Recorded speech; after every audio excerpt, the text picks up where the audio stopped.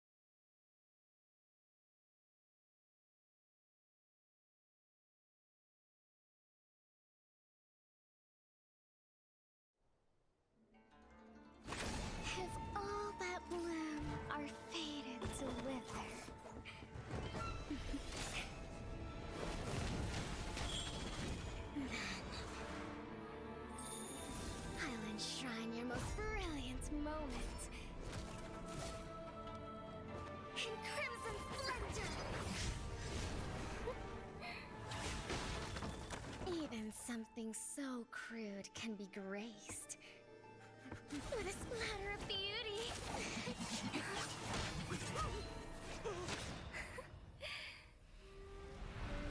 I'll get you out! You finally come to me, Hanabi-sama! This madness ends now!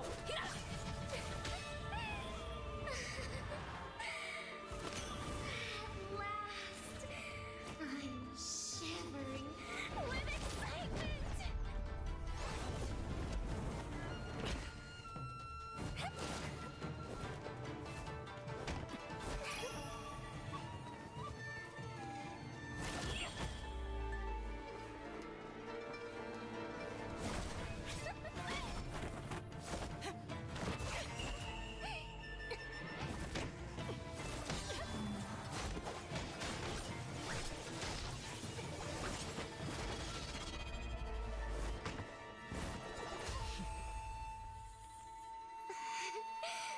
Such killing intent. Does this mean Hanabi-sama finally understands Kirara?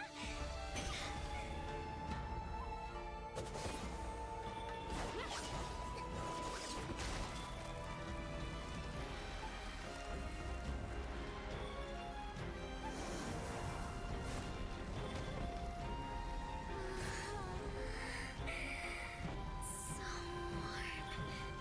So beautiful. We can finally embrace eternity in hell. Just the two of us.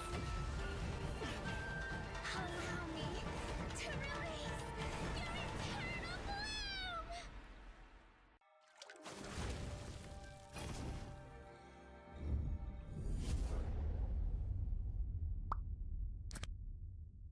The human body was built to move. Not trapped at a desk in one singular posture for 12 hours a day. It's time your chair evolved. This is Secret Lab Titan Evo. Ergonomically engineered for you, gamers, hybrid workers, artists, backing your every move.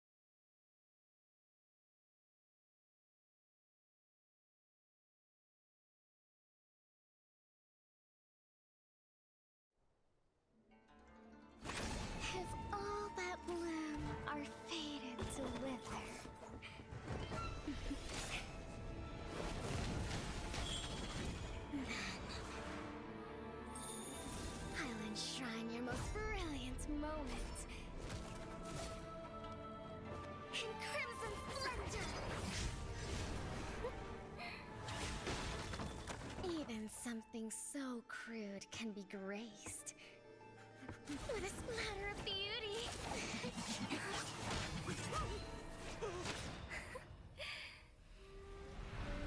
I'll get you out! You finally come to me, Hanabi-sama! This madness ends now!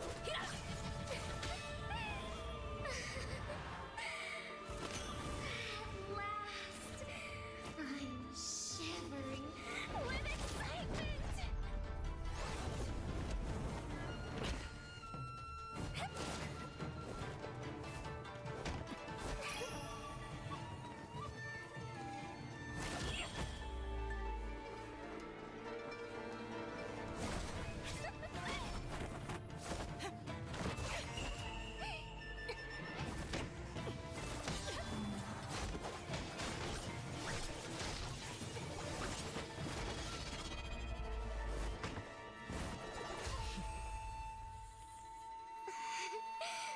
Such killing intent.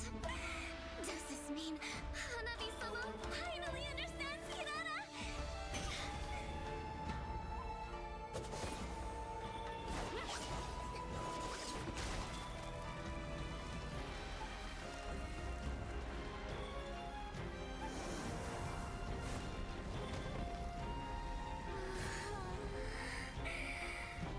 So warm. So beautiful. We can finally embrace eternity in hell. Just the two of us. Allow me to release your eternal bloom!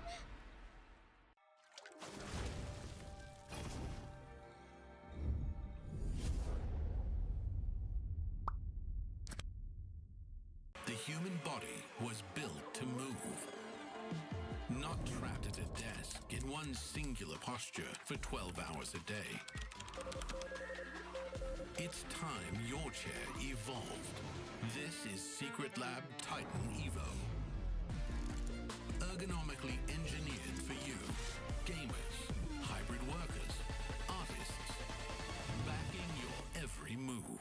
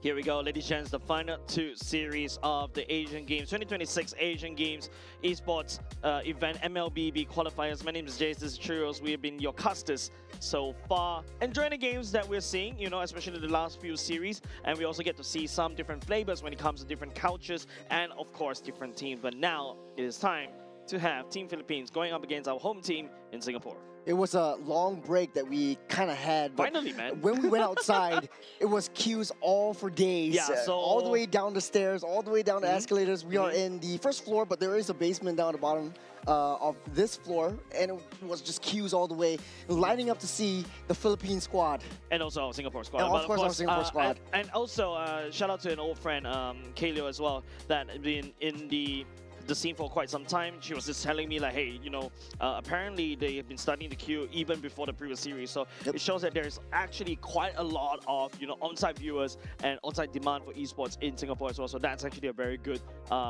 thing to also point out for future events. Wink, wink, wink, wink. Yeah, I like to see that esports as a whole is just growing, not only in Singapore, but as a region. We see a lot of teams actually making the effort from across the country, across the borders, across the seas, flying into Singapore and watching the Asian Games. And you know, this is truly an exciting moment for us. An international tournament is really your national pride on the line. Yeah, but of course, you know, ladies and gents, I think enough said for, you know, what's happening right here in terms of the venue. But of course, we've got to have to talk about the teams that will be watching, ladies and gents. Team Philippines on the representing from Team Philippines, Biana, De La Cruz, Papico, Nepomuceno, and also Vinuya. This team has been extremely consistent all the way from the first day stepping into Asian Game Qualifiers. Well, they are the defending champions anyways. A lot of teams are looking up to them as sort of like that litmus test that we're always talking about. Sort of like that standard at this point. That gold standard, and how far basically you are ahead of the GOATs of MLBB, so to speak. Yeah, actually, to be honest, right, you know, watching this game as a normal viewer versus actually casting, right? When you usually, you know, if you're working as a caster, you get to see a lot of details. But before going into the details, here are your representative from Team Singapore. Keith, Bellamy, Roy, Junxiang, and Wee Lun. Unfortunately, at the 8th seed so far, will not be able to head over to Nagoya, Japan. But this is a time for them to test and see how far we are as a nation behind, or, you know, will we be able to match up against the standards and expectations of Singapore? I think I see Kelra. Yeah, it's right Kelra. there. Sorry, it's not Vienna. Yeah, sorry. Pardon for the mistake earlier just now. We've got to get it sorted very, very soon, but don't worry. But of course, you know, talk about Team Singapore right here. Of course, this is bottom of the table from Group A versus the top of the table in Group A as well. Definitely, if you take a look at the boys from Singapore not feeling it as well, I mean, I don't blame them because it has been a very long, drawn-out fight for them. I think right now it's all about playing for experience, and hopefully those experience translates into, you know, future successes, right? Yeah, playing for 4 days full of high-intensity, high-focus MLBB is not an easy task. A lot of you back home were saying like, hey, I'm playing like 20 ranked games every single day. No, it's not the same at all. Especially like, you need to do your homework. You're facing up against the GOATs of MLBB. You know how all of them plays. You know what kind of heroes that they're comfortable with and how you want to deal with that. And you're internalizing every single one of these thoughts, every single waking second of your day.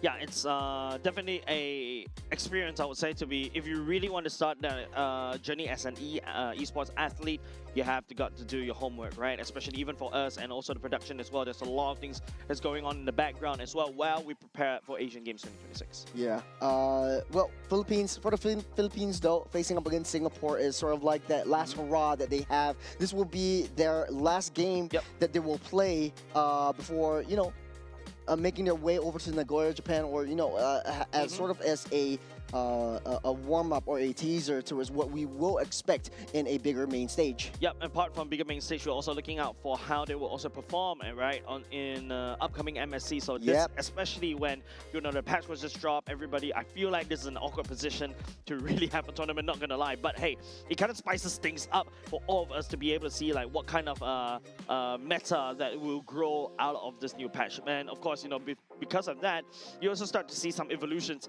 in the ranked games as well. Some of the teams are already starting to prefer the Kai and even the ranked teams as well. Yeah, especially Nimble Mosiano, he was coming in with the Kais, he's prioritizing all the hero picks. They still do have that flexibility, but when they play and when they draft, it's just really, really smart around how they want to deal with their opponents. And looking at how well they performed yesterday against Indonesia as well, they're not really too phased by the early game, like, hey, I might have made a couple of mistakes, I might have made a couple of errors here and there. They're all playing towards that late game mark, and when they play together as 5, there's no taking them down.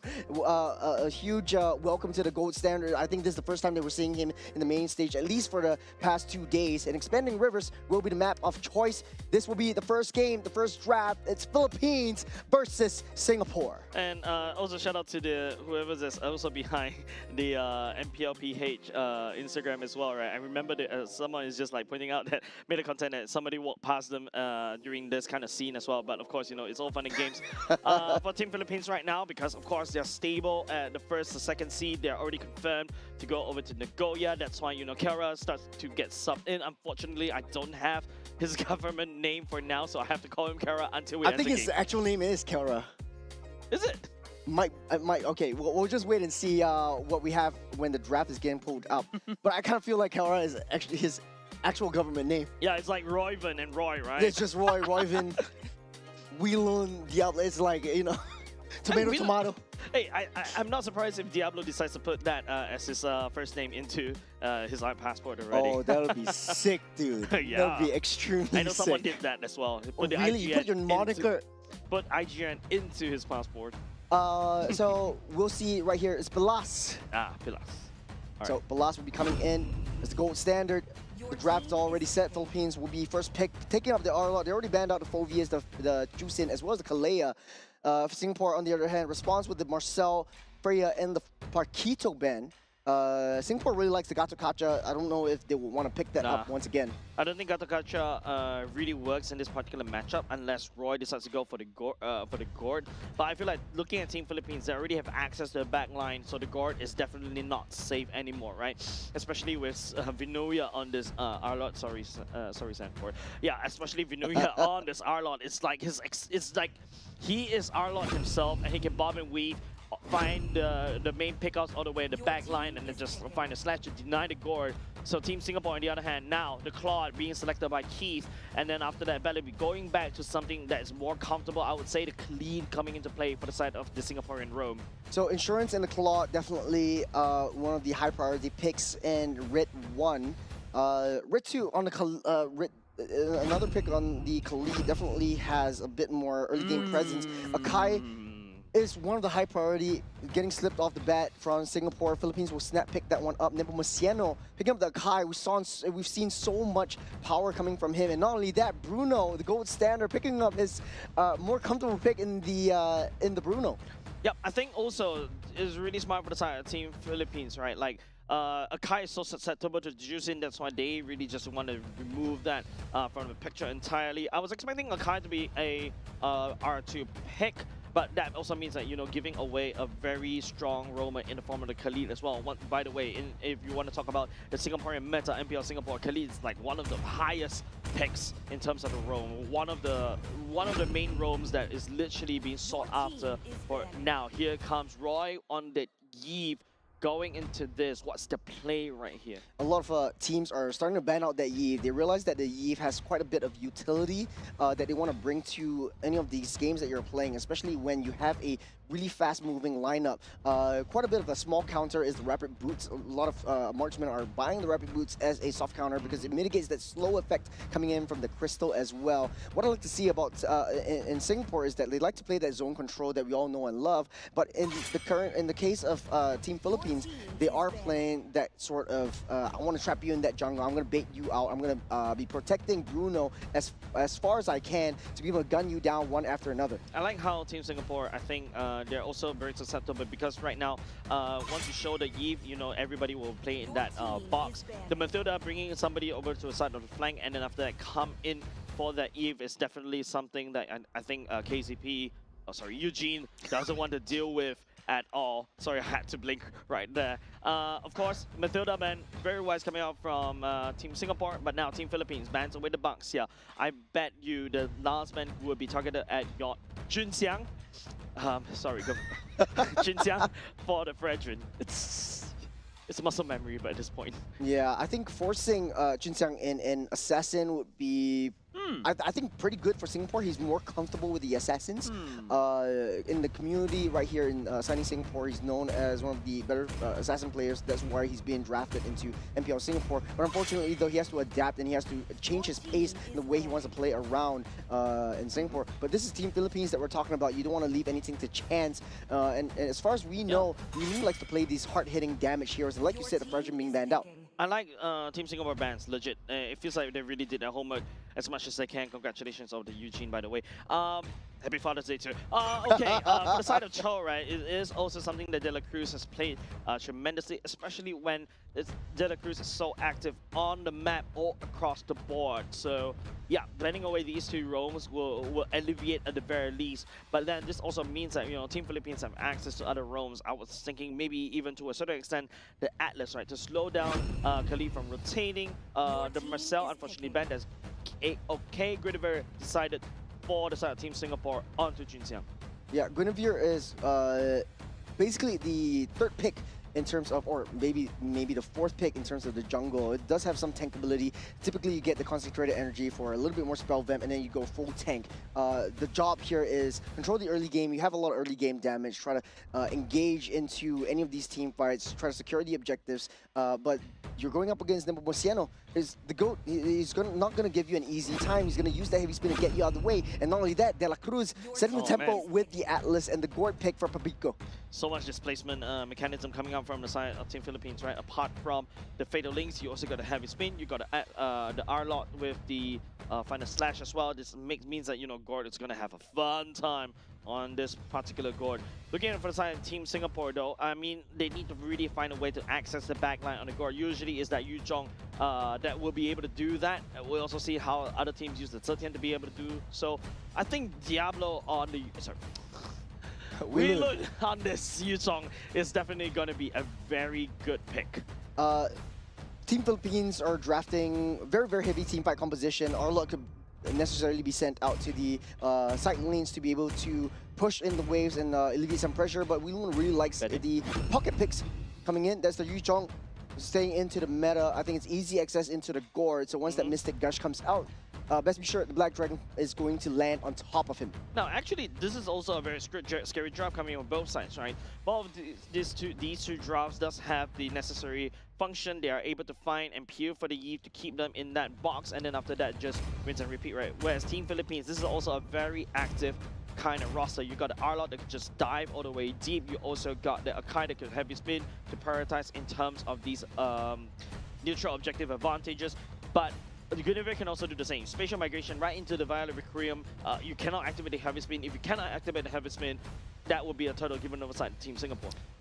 It's going to be a huge test for Singapore and for Philippines. It is a last game to say goodbye in Sanarara and their time in Singapore over the AGQ as we jump into this first game between Philippines and Singapore. I like what Philippines has drafted for themselves. A lot of heavy CCs. You got the Final Slash, you got the Fatal Links, you've got the Bouncing Bombs, you got the Mystic Bombs, and you got the heavy spin to be able to disrupt, reposition, change the tides of battle. And for Singapore, they have to be a little bit scared. They're facing De La Cruz, who is such an absolutely great tempo setter. Yeah, with that said, ladies and gents, game number 1 between Team Philippines and Team Singapore. Bellamy leading the charge though, doing decent amount of damage against Pabico. A great aggression coming in from Bellamy so far, giving that reconnaissance duty.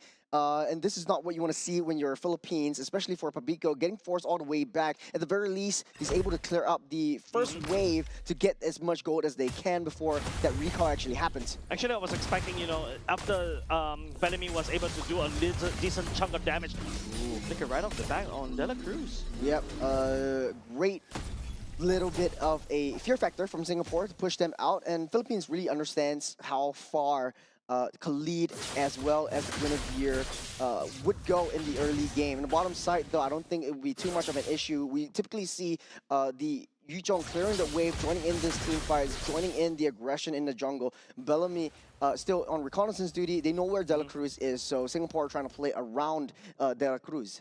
It's a very slow-paced game, even coming from the side of Team Philippines, right? You're expecting the Atlas and also Pabico to start rotating out of control, but maybe because of the Khalid, right? Over there, easily wave clear. Actually, even though it's also interesting that the mid lane is actually freezing the wave right there, trying to deny farm away from Pabico. Yep. Expanding rivers activated. Turtle spawns up in the next 5 seconds. The top side won't be too much of an issue. Pilas able to push Keith back for now. Typically, we won't see the marksman joining in the first turtle fight. Bellamy's in position. De La Cruz as well.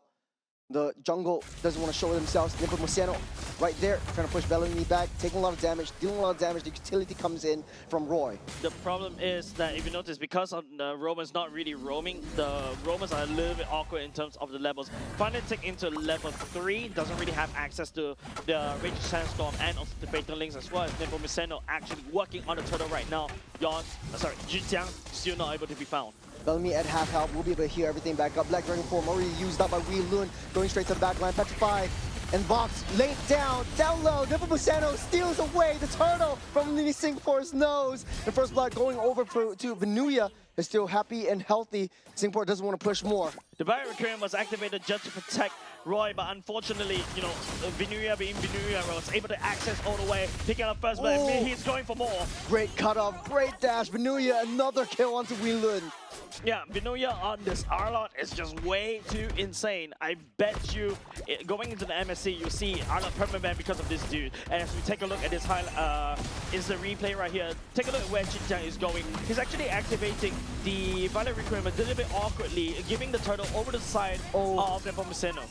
Bellamy just really pushed so far off position. He was the first one to be taken down as well. But I want to understand, Singapore really set things up in motion first. There's a jump onto for Xinjiang. Sees immunity onto De La Cruz. One hit, Royburn will pick up that kill. Nepomuceno not really happy about this, but he won't push too further. At least Singapore has a kill on the board. That's a roam for now, but at the very least, you know, it's Royburn who picked up that kill. Building towards the glowing one, but Nepomuceno is on the wrong side of the map. He's trapped. They don't want to push it too far. There's a heavy spin already utilized. Getting pushed back. That's the box already laid down as well. Xinjiang trying to go for that chase. Nepomuceno, you can't chase him. He's too slippery. The question is he trapped or are you trapped with Nepomuceno? There was a great play coming up. Singapore always starting things off, but the damage isn't really coming through. And like you said, a little bit of miscommunication issue from that first turtle fight, which leads into this next one. Xinjiang.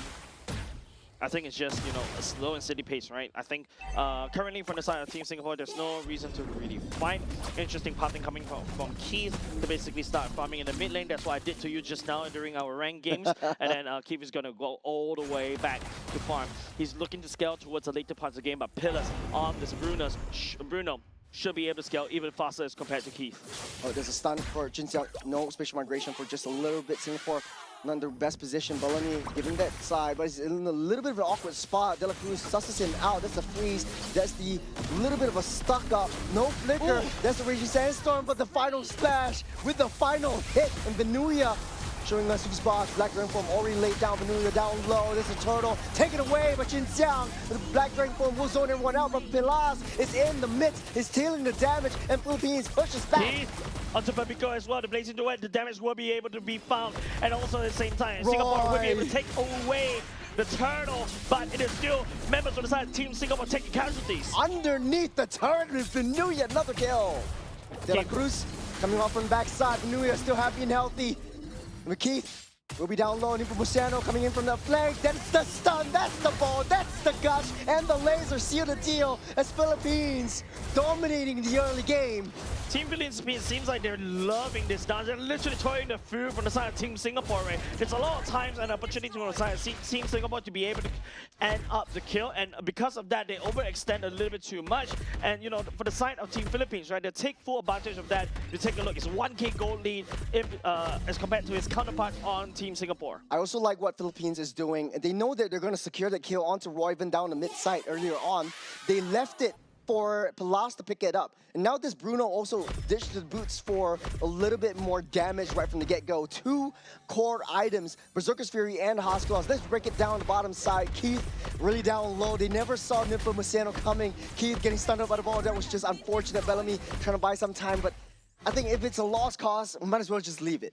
I think it's just Team Singapore thinking there's almost a chance. It feels like Team Philippines was just dangling the carrot, and Team Singapore fell into that trap. I would say it's a mousetrap as well. If you notice, because of that whole rotation, holy moly, what happened? Because of one instant replay, we lost mid, we lost top, and we also lost bot as well. Oh, the map looks kind of barren. It's only 6-minute mark. Singapore has to fight back. We learned gives a little bit more vision onto De La Cruz, but this is a tempo setter, a tempo-heavy team that Philippines is building up for themselves. And slowly but surely, Pilas is already online. Singapore cannot force an error. Yeah, I think they forced a little bit too much. You're giving 10 kills over the side of Team Philippines, 6K gold lead, almost, right, 800 gold lead per minute.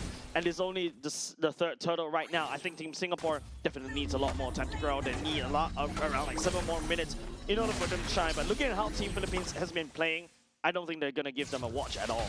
Yeah, that's a lot of hyper funnel. Look at Wheeler, no damage at all to Nepomuceno. He's just taking it as a tickle.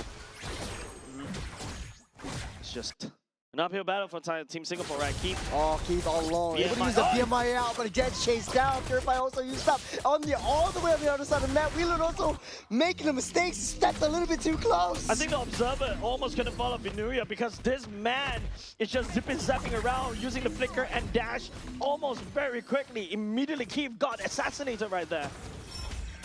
Philippines trying to make quick work. There's a concealed play, bursting the bubble as well. Singapore left in Barons. It's not even a Lord yet, and they're losing all their T2s. Jinxiang, no! Getting trapped underneath the jungle, Philippines. Capitalizing on all of Singapore's mistakes. It's 9K gold lead. Quick, Churros, ask me why Jinxiang is there. Why is Jinxiang there? I don't know!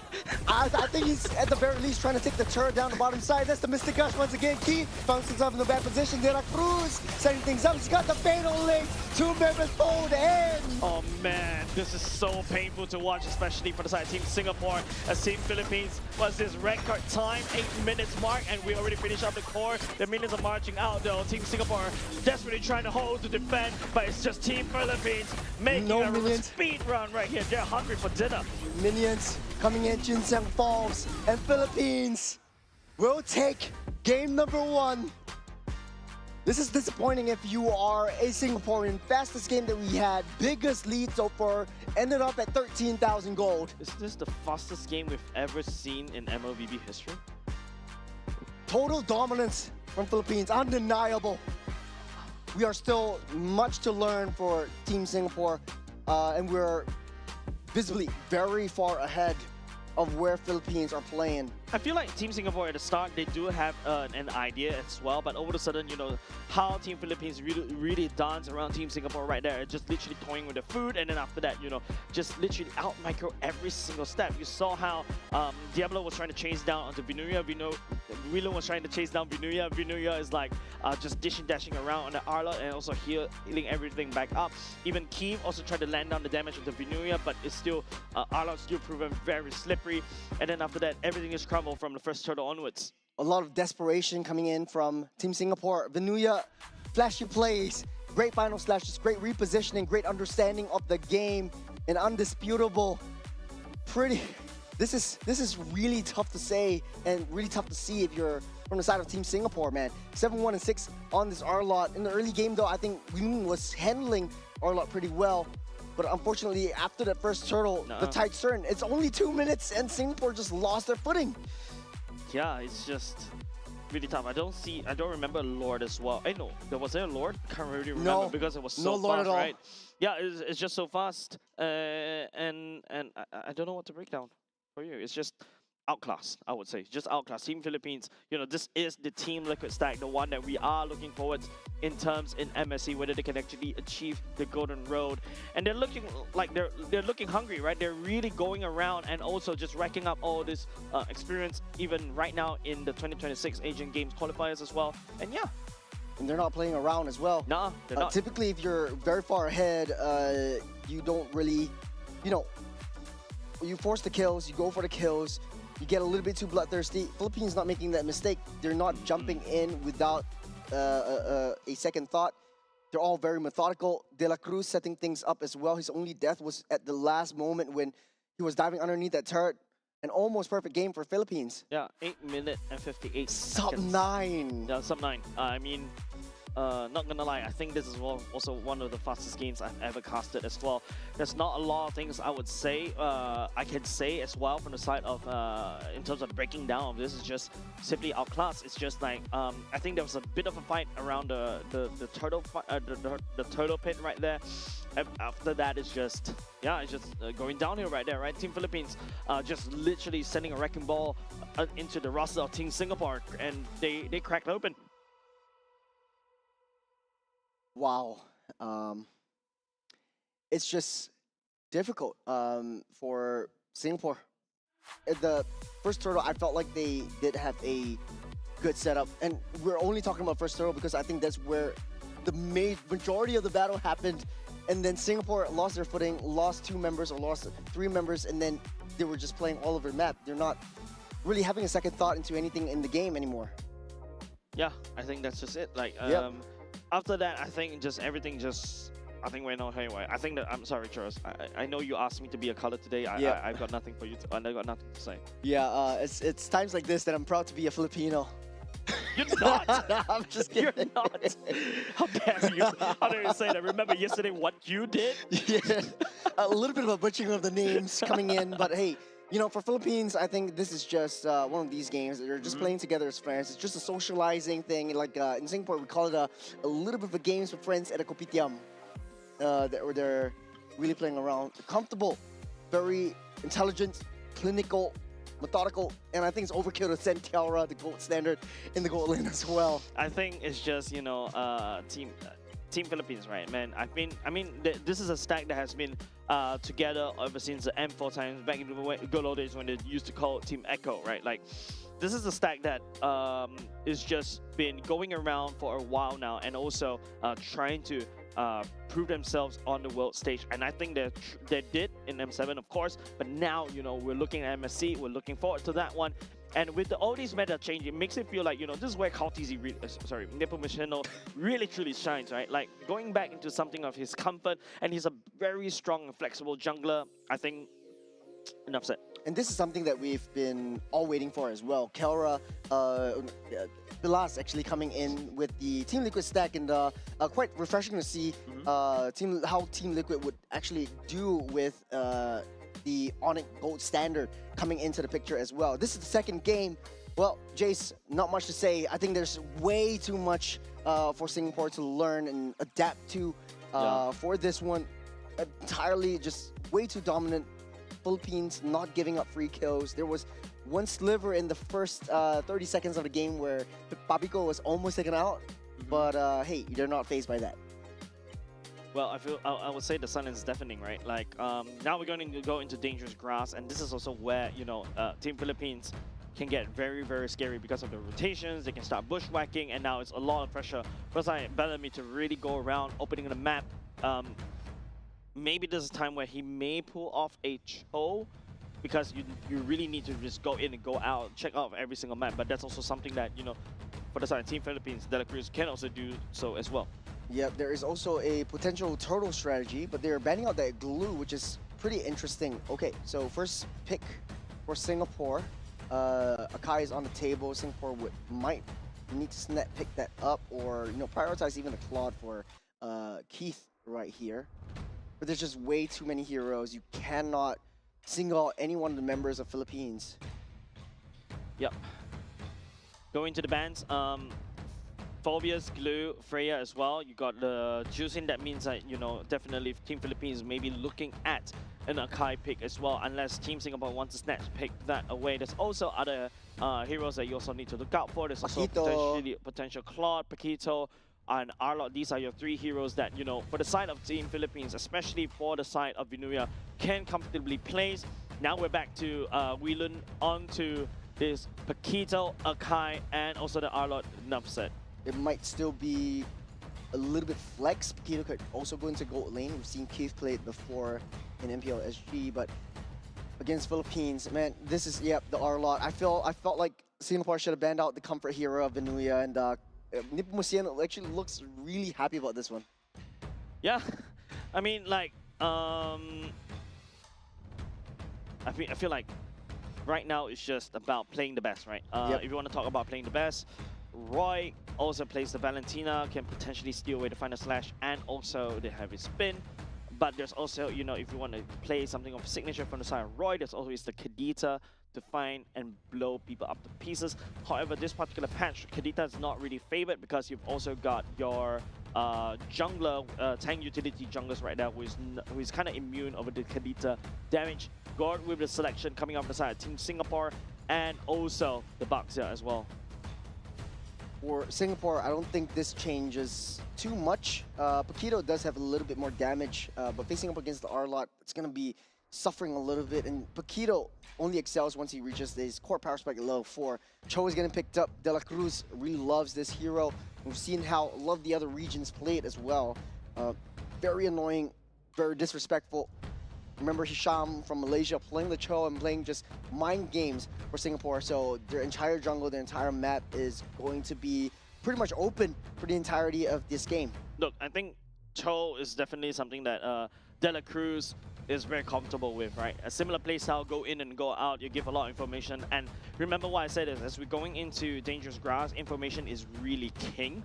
So that's why the Cho really favored in this particular map. But for the side of Team Singapore, I think at the very least for the side of Roy, dropping the bombs to open up the grass could be a way to do it. But Baxia and Paquito for the side of Team Singapore, this means that they really want to play early.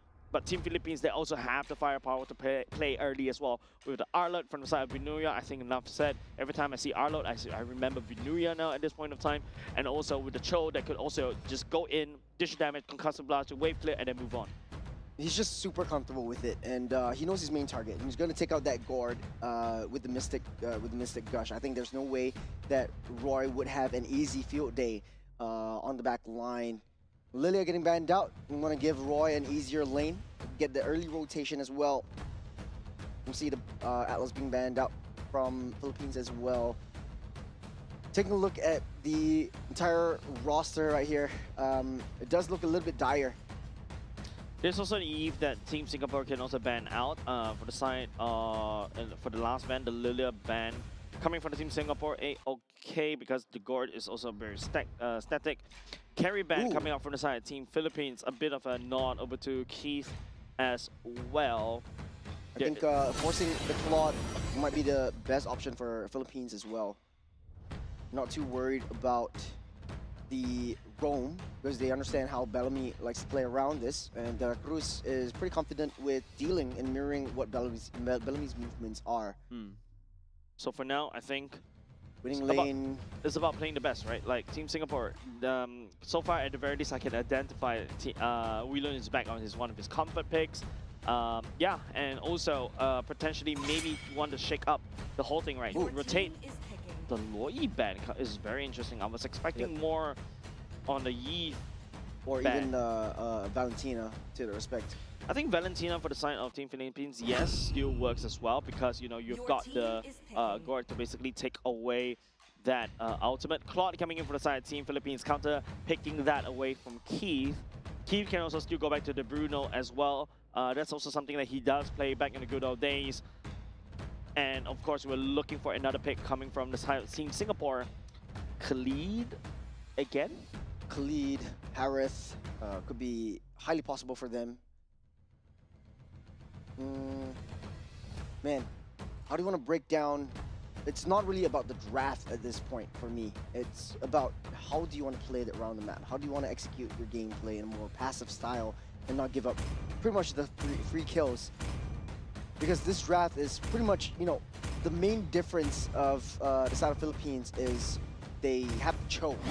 And this is going to be highly annoying in the early game. Ranger would be the answer, as well as the high loss throwing down the red carpet. And Valir coming in.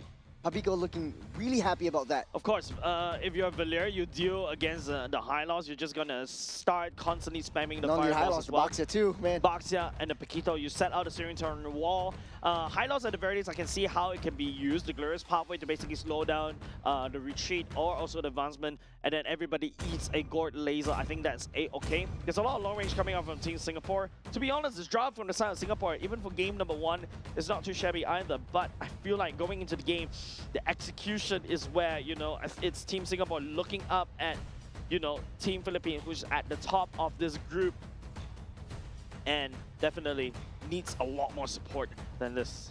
Well, you know, if you're an analyst, you're going to be saying, hey, Singapore has maybe a 0.01% of winning this game. But hey, it's in that 0.01%. The Singapore will go to work. This is game 2, Philippines versus Singapore. Will Singapore finally be able to take one game off, make a statement, or will Philippines steamroll over what was the fastest game that we've seen in game number 1?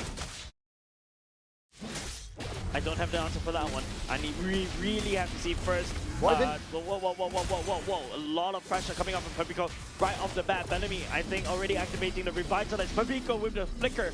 Because the flicker, Jinxiang finding an angle. De La Cruz also utilizing the flicker. The damage coming in from Philippines right from the get-go and targeting onto Royven is pretty much expected. You have so much mobility from De La Cruz's Cho as well. Relun there in the vicinity. Getting locked up, stunned up. De La Cruz, no flicker as well. Does have the Shunfo, does have the dash, but Relun will not let him go. First blood over the side of Relun already, so that's okay, but that's just, you know, early game for now. De La Cruz is just a Cho currently. It's just De La Cruz's fault for giving the first blood over the side of Team Singapore. Yep, Relun able to keep Nagoya at bay down the bottom side as well. It's 40 seconds until the first turtle spawns, which will be a true test for Team Singapore and how they handle the aggression coming in from Philippines and their team fight prowess. And for Singapore, I wouldn't count that out just yet. There was slivers of success. De La Cruz hiding in within that bush. Taking a look at this one, I think it's just a stunt, a good call, a good rotation from Relun. But hold on a second, Churros, there's a main fight happening as well. In the mid side, Bellamy taking a little bit too much damage. The spin will push Jinxiang back. The jungle won't fall. Pabiko as well. The boxer actually takes down the mid lane. Nepomuceno down low. Another one. Singapore showing signs of life in game number 2. A bit of tempo that's sorely needed for the side of Team Singapore. Team Philippines taking 3 deaths, 3 casualties as well. And that's also even before the turtle as well. So which means that Team Singapore has a bit of a chance to go over to the turtle. And even Roy using the Mystic Guns to try to finish. The final slash, but Relun secures that turtle. Is down way too deep. Jinxiang loses his life. Relun will be able to dash out. He's got that level 4. Bellamy in too deep. Will be stunned up, locked up, slowed down, waiting for the Goon Squad to end his life. Yeah, that's the Valir that is really scary, like, right? And Pabiko on this Valir is just constantly stun locking the likes of Bellamy and the likes of, even to a certain extent, Jinxiang as well. So I think if you're Team Singapore, you have to be very careful. Don't forget, even though early game, heavy spin. That's lockdown of Jinxiang. The rest of Goon Squad is right here. It's a 4-on-1. That's the collapse. As Philippines not happy about that team fight right before that turtle.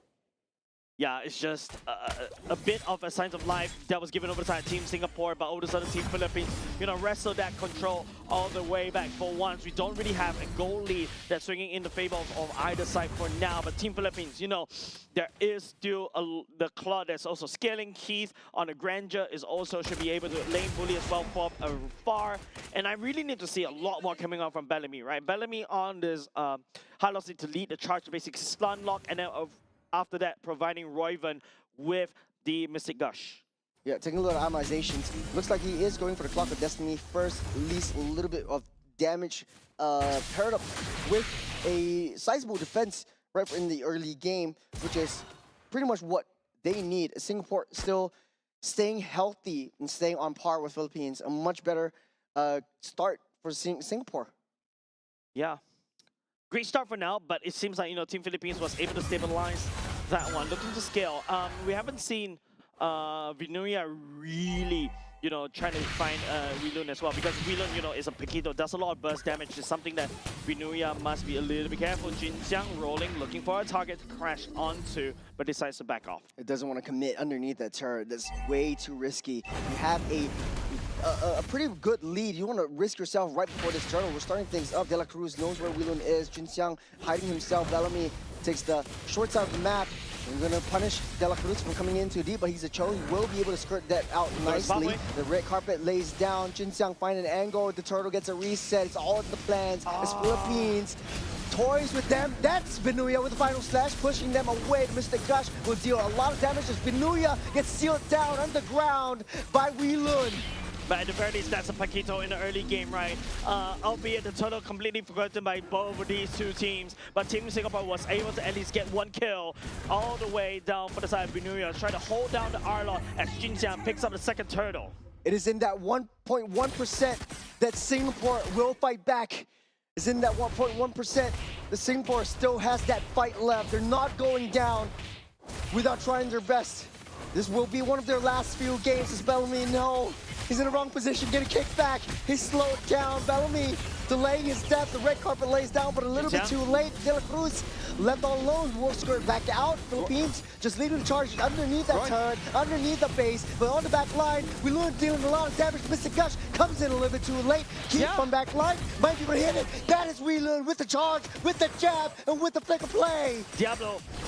Oh, Diablo still not on woods just yet. Nepomuceno will punish him for getting a little bit too deep. That's a medical kill from Nepomuceno. As Philippines leading the charge, are not too happy about what Singapore has done to them. At the very least, there's a bit of a trade coming in between both these two teams. To be honest, this is also Team Philippines playing a little bit weird as well, right? They're overcommitting a little bit too much over to the side of Team Singapore, but that's also because they're kind of expecting Royven on this guard to unleash the Mystic Gush earlier just now. Team Singapore literally gave Jinxiang and also Bellamy over to the side of Team Philippines, and now Team Singapore leading the siege up top. Might be overextending though. Jinxiang makes a U-turn, take down that T1, getting out of there. Singapore got what they want. Philippines still on par, neck and neck with Singapore still. Maybe they got the note from the producer, too fast, game number 1. But of course, game number 2 this time around, a lot more signs of life coming in. And this is a very awkward fight, right? Look at Royven's positioning. Yep. There's a lot of chance and opportunities for the fact that you can use the Mystic Gush, but maybe because they're afraid and they're also waiting for Wilun to come in to land down the punch. And after that, you can see Wilun with the flicker punch at the same time will be able to find Papico's mark right there, pick up the killing spree, and now you got a Paquito that is slowly scaling. That's beautiful. And also, you have Nepomuceno way too deep into enemy territory, and like you said, overextending on that one. They was not aware that Wilun was around the vicinity. De La Cruz hiding deep into the jungles, into the purple buff area. Turtle getting pulled out by Philippines. Bellamy giving that vision play. Jinxiang ramping up for that spin, ramping up for that roll. Royven a little bit too late. No Mystic Gush for now, as Philippines ramping up the charge, just pushing in back. Bellamy will be the first to fall though. Slowed down, stunned up, but buy some time for Team Philippines. That's the final slash on the 3! Singapore is in shambles as Philippines runs over them. Yeah, I would say it's just Vinuya running over there. The fight is not over yet. Look at Wilun on the mid side. He's pushing in. He's buying some time for Singapore. He's got that fight. This is a very awkward game. I'm pretty sure Coach Aeon also would not approve of this kind of messy brawls that Team Philippines is throwing at Team Singapore. But at the very least, Coach Aeon is definitely going to have a little bit of identity crisis right now. Yep. At the very least, though, Singapore trying to find trades. At the very least, Wilun does have that damage, but he is on a timer. The longer this game goes, Philippines is constantly going to scale up. They're not going to only have to deal with Papico, De La Cruz, and Vinuya. They're going to have to deal with a huge melting damage from Velas. Yeah, I think it's just that, Wilun is trying to find an angle to come in, but the Glorious Pathway is used to basically pull back and retreat. Yep. At least he knows that bottom side. I can't believe that this wasn't a replay. I thought we've been here before, Jace. Yeah, definitely, right? Jinxiang, no. Oh, Wilun! With a 2-man hit up from that bottom side. Jinxiang is all left all alone right now. Nepomuceno already overextending, but it's 8 kills for the Sakai. Look, if you want my expectation list, I would say Wheelan did a very good job earlier just now. You know, split pushing a little bit, put some pressure, put some flanks. So at least Wheelan's doing a great job as a potato. But don't forget, Team Philippines is on a steady comp. There's a reposition. Won't be able to chase that one up. Vinuya taking a lot of hits. Will be able to dash out. One more hit. One more hit. The long and Vinuya gets out. The red carpet falls, but they don't want to chase it too much. They're going to push that situation. Pushing Bellamy all the way back. De La Cruz coming in. That's the kick. That's the jump. That's the stun up. That's Keith with the kill on De La Cruz. The laser coming out from Roy and also Kiv land down the shot. I think more importantly is whether Keith actually holds on to the Sky Piercer, because that's going to be definitely a good stack coming in. And don't forget, we've been here before, even in AGQ, right?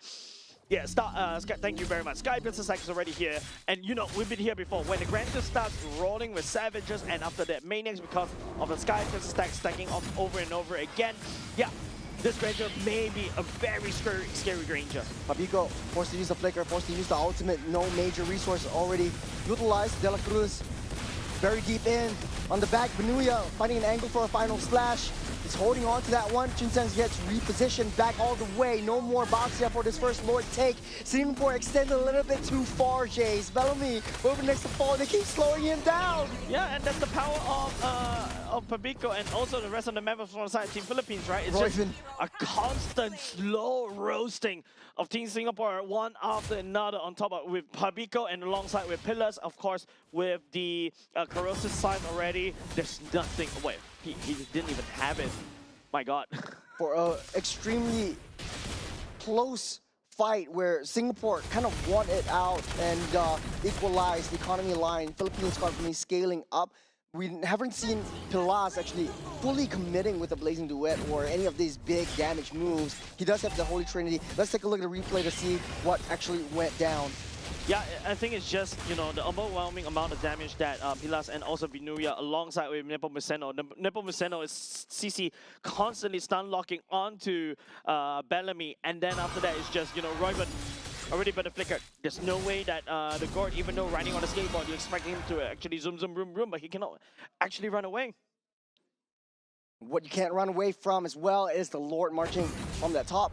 It's Philippines trying to sync up that wave. Wheelan trying to find any consolation that he can with the split pushes.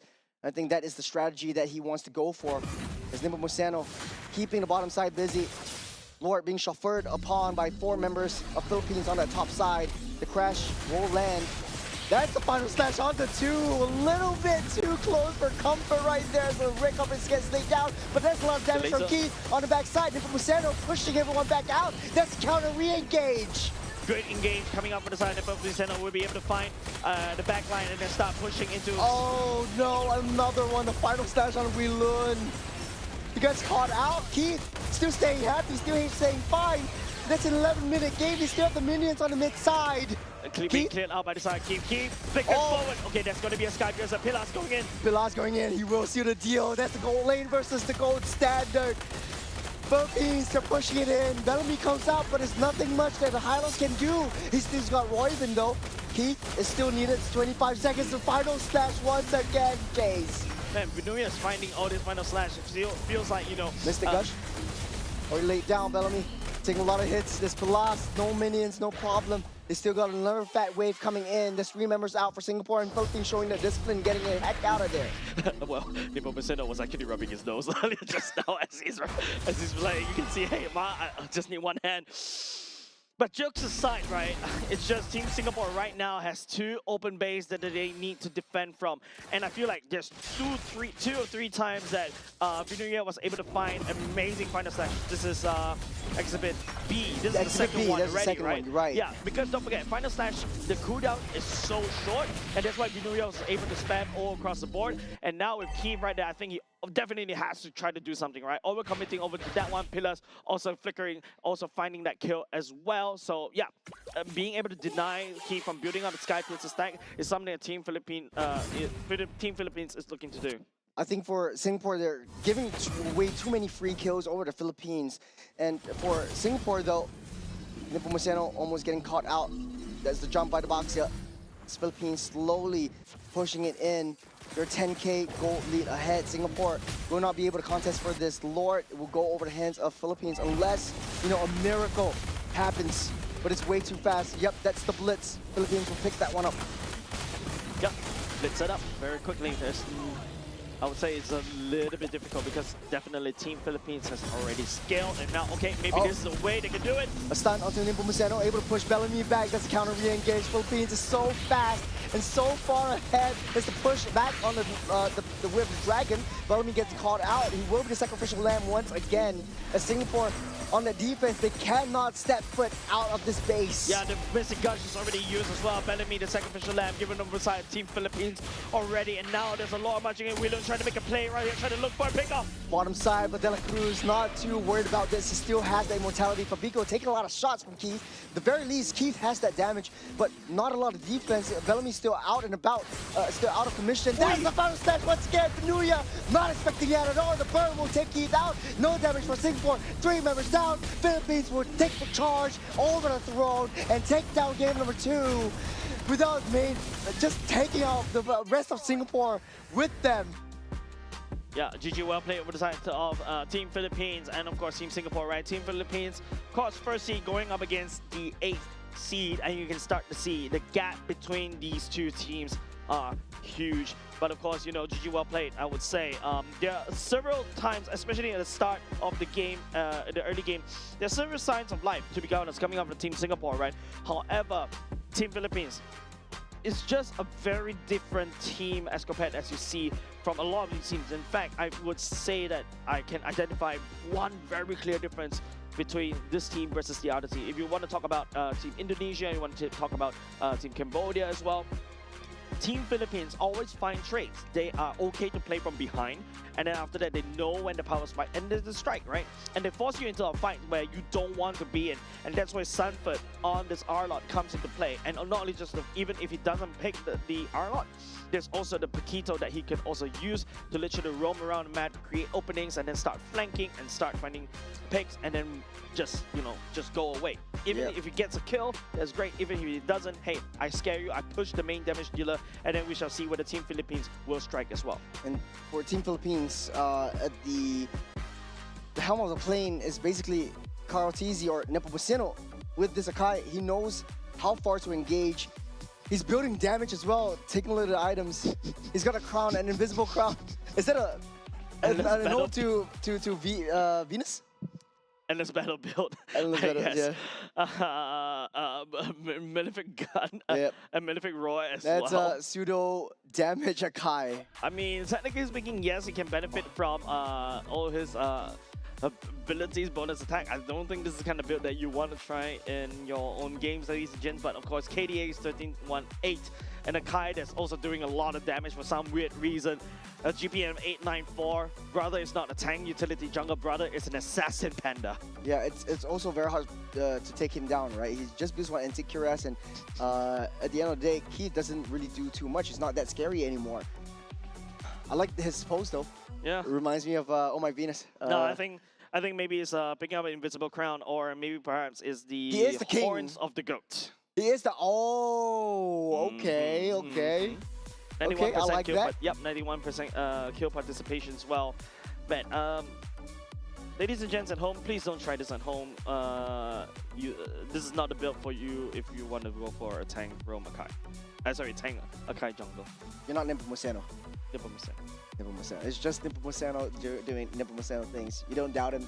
This is the build now. I think everyone's just gonna follow it now. No, please. I really hope so.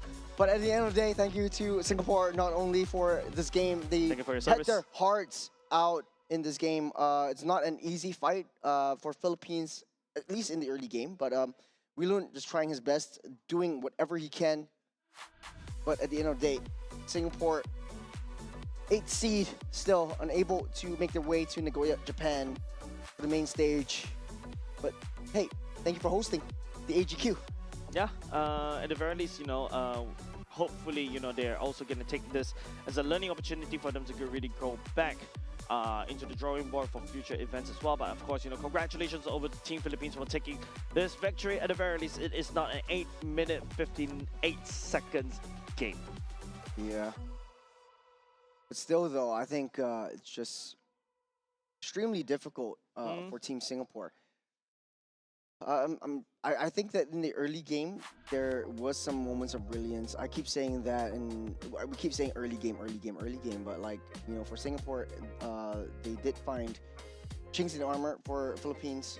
Started making mistakes, but when Nagoya came online, he really came online, and the entire early game was without Palas. Palas was just doing Palas things. He was just farming up. And once the clock comes in, it's basically a losing battle for Singapore. Yeah, of course. Like I mean, Pabico also on the Valere, right? You can start to see the potential of the Valere in this next patch. Even if you don't have the juice in the Valere, it's also a worthy opponent to deal with this Akai as well. Let's take a look at the standings as well. Team Philippines solidly on the top. First seed, Cambodia following suit. Team Indonesia, Myanmar, Malaysia, Vietnam, Laos, and Singapore down at the bottom. Of course, congratulations over to the Philippines and Cambodia. Technically speaking, they've confirmed that they're going to Nagoya. But I would say in terms of the middle of the pack, especially if you want to talk about the Team Vietnam, Malaysia, and Myanmar, still a bit shaky. It's almost that. It feels like, we're just waiting for the concrete to dry. I would say it's already 15% dry by now. But this also will definitely depend on the match, especially in between on the other stage, which is going to be Vietnam versus Malaysia.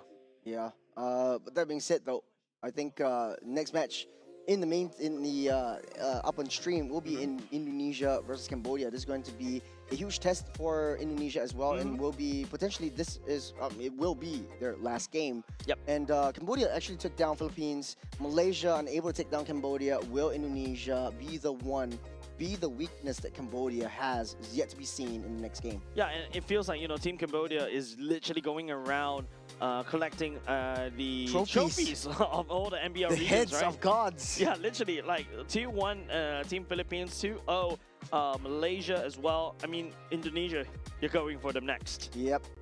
This would be very interesting. Indonesia had a previous win just now against Myanmar, so riding the high of that momentum.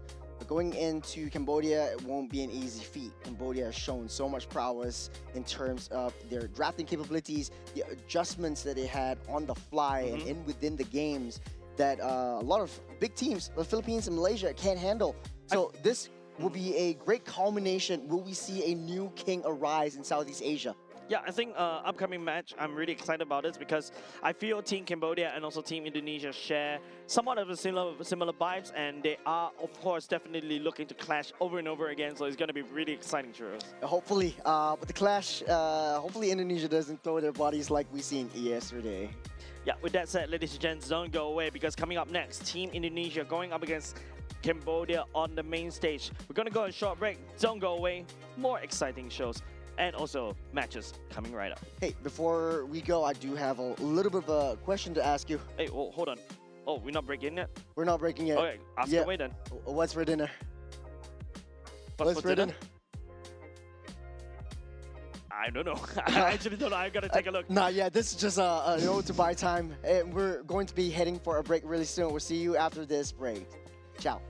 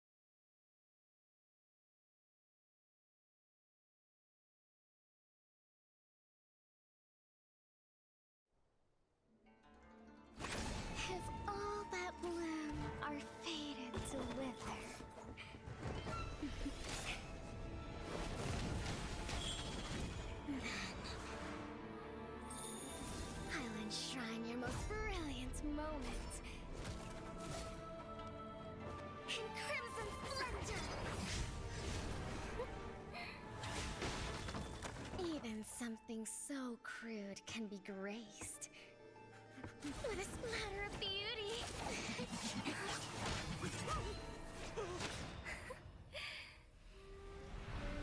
I'll get you out! You finally come to me, Hanabi-sama! This madness ends now!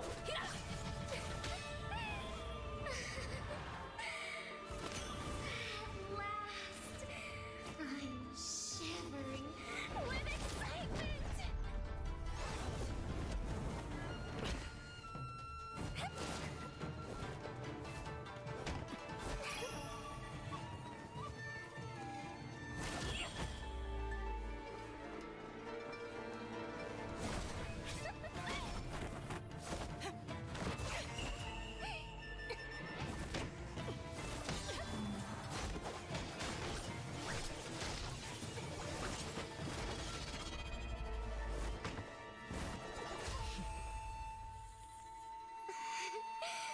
Such killing intent. Does this mean Hanabi-sama finally understands Kirara?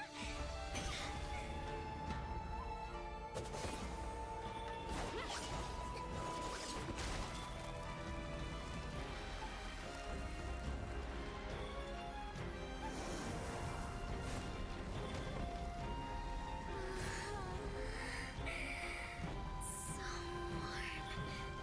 So beautiful. We can finally embrace eternity in hell. Just the two of us. Allow me to release your eternal bloom.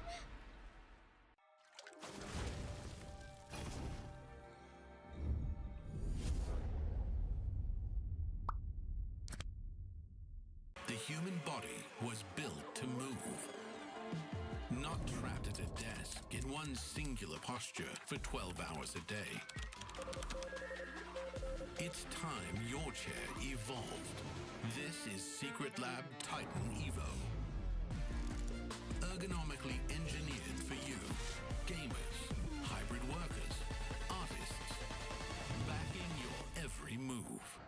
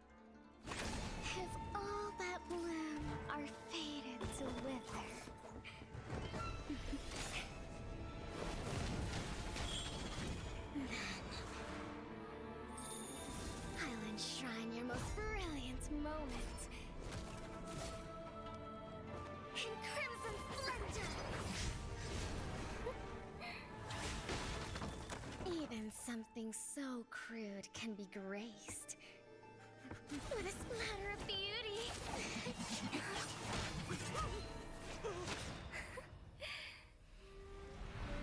I'll get you out! You finally come to me, Hanabi-sama! This madness ends now!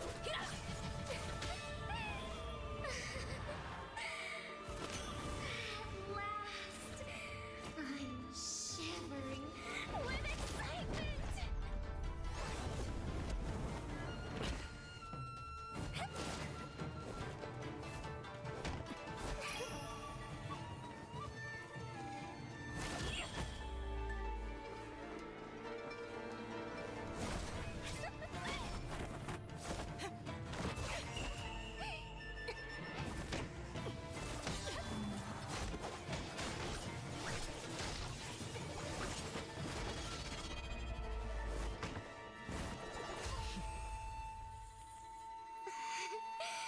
Such killing intent.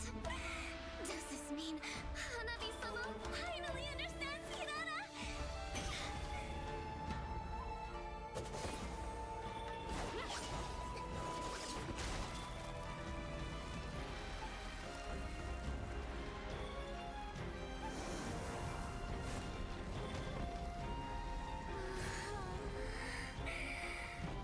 So warm. So beautiful. We can finally embrace eternity in hell. Just the two of us. Allow me to release your eternal bloom.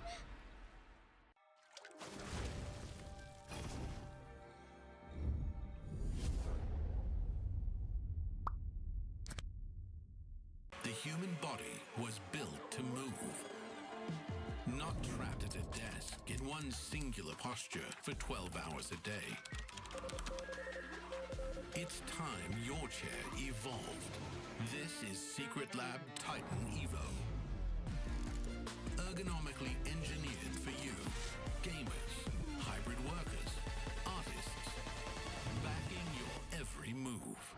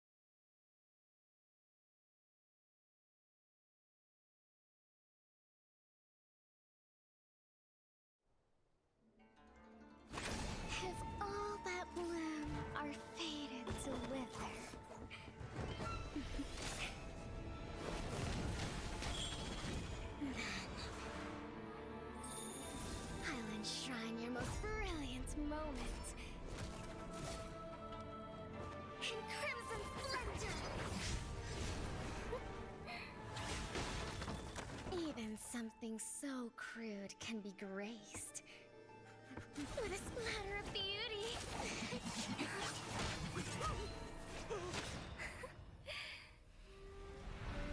I'll get you out! You finally come to me, Hanabi-sama! This madness ends now! At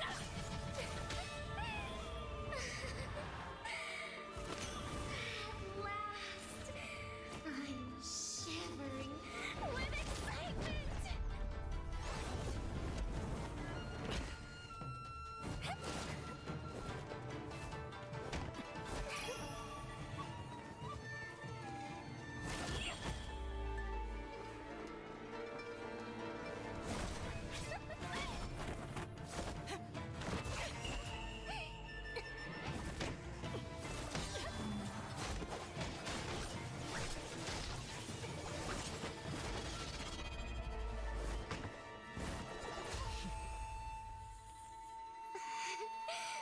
Such killing intent. Does this mean Hanabi-sama finally understands Kirara?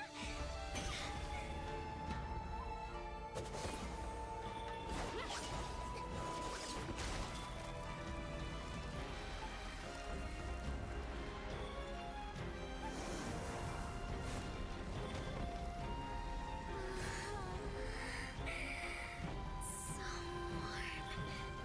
So beautiful. We can finally embrace eternity in hell. Just the two of us. Allow me to release your eternal bloom.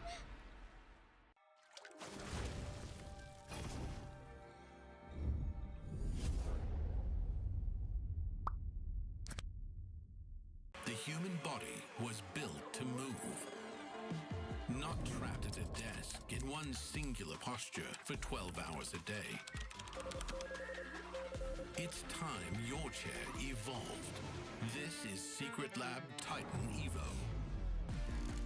Ergonomically engineered for you, gamers, hybrid workers, artists, backing your every move.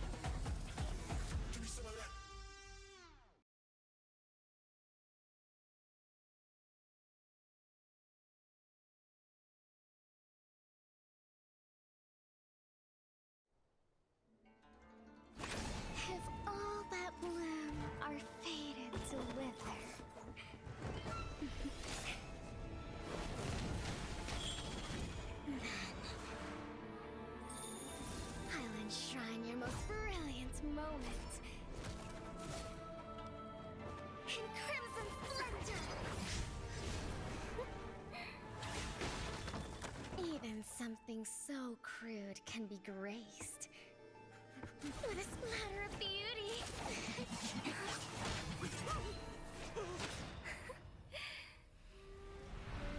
I'll get you out! You finally come to me, Hanabi-sama! This madness ends now!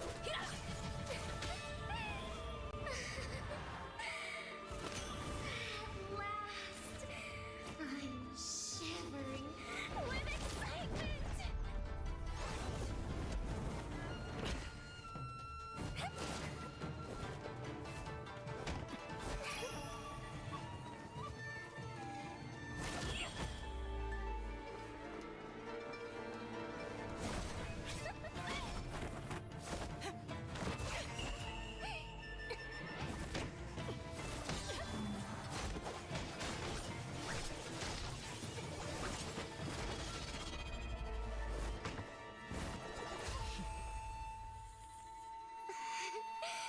Such killing intent.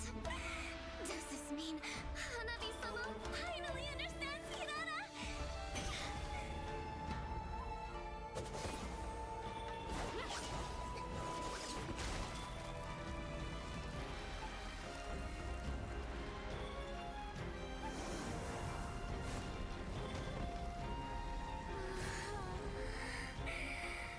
So warm. So beautiful. We can finally embrace eternity in hell. Just the two of us. Allow me to release your eternal bloom.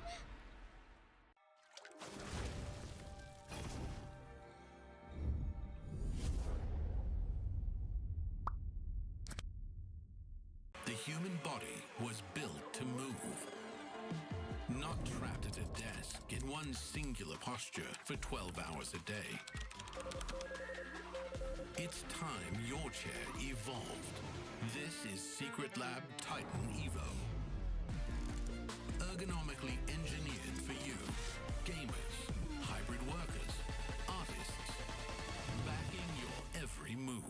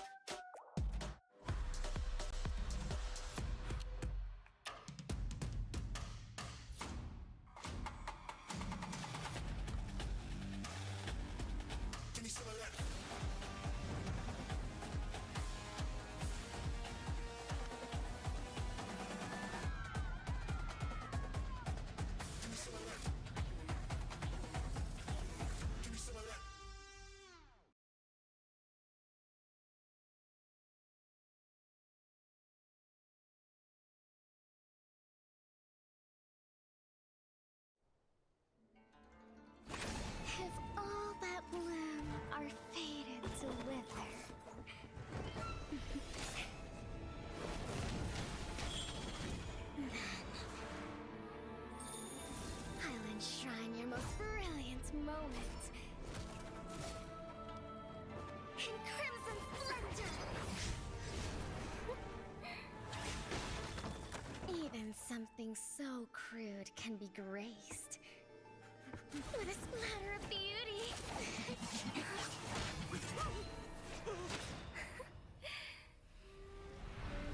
I'll get you out!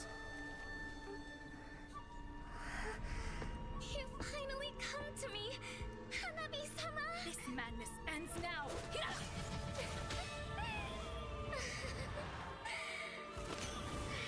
last, I'm shivering with excitement!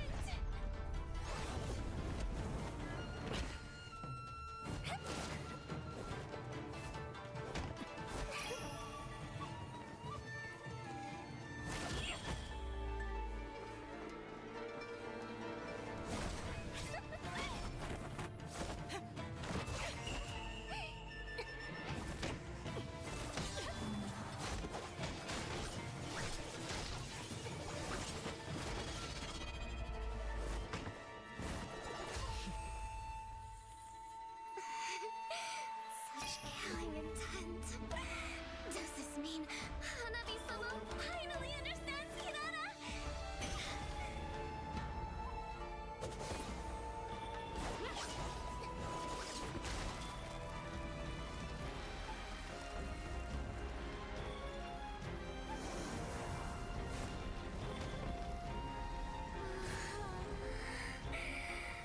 So warm.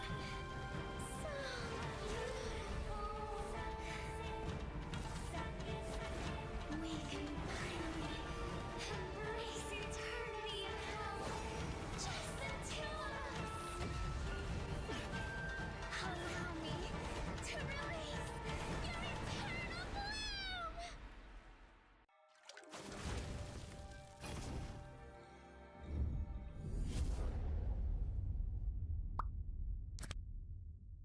The human body was built to move, not trapped at a desk in one singular posture for 12 hours a day.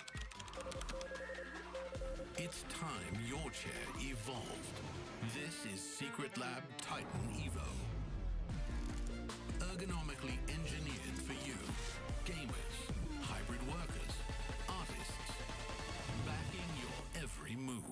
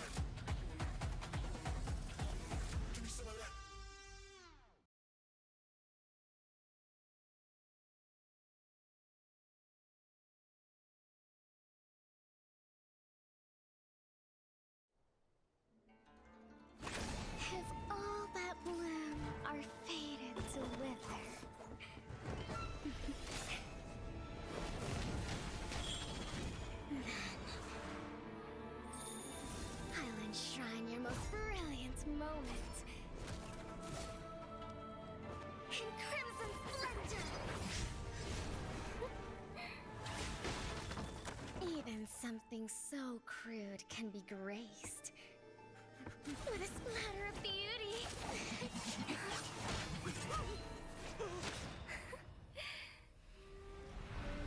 I'll get you out! You finally come to me, Hanabi-sama! This madness ends now! At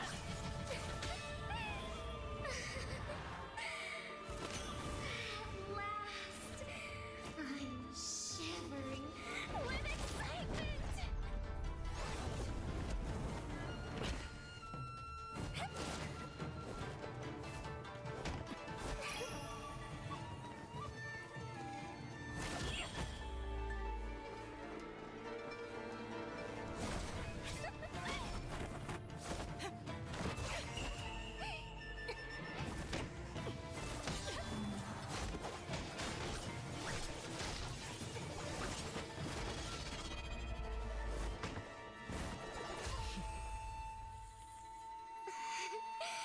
Such killing intent. Does this mean Hanabi-sama finally understands Kirara?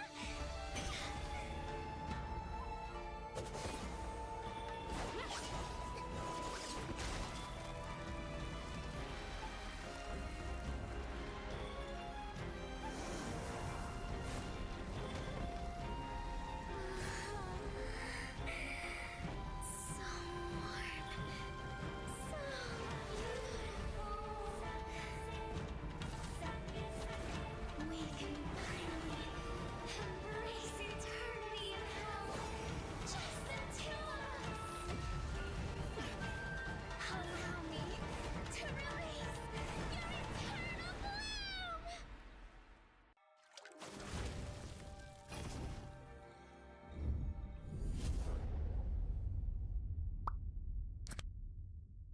The human body was built to move.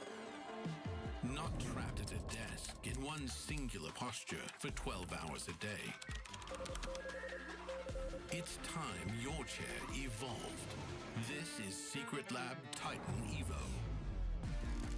Ergonomically engineered for you, gamers, hybrid workers, artists, backing your every move.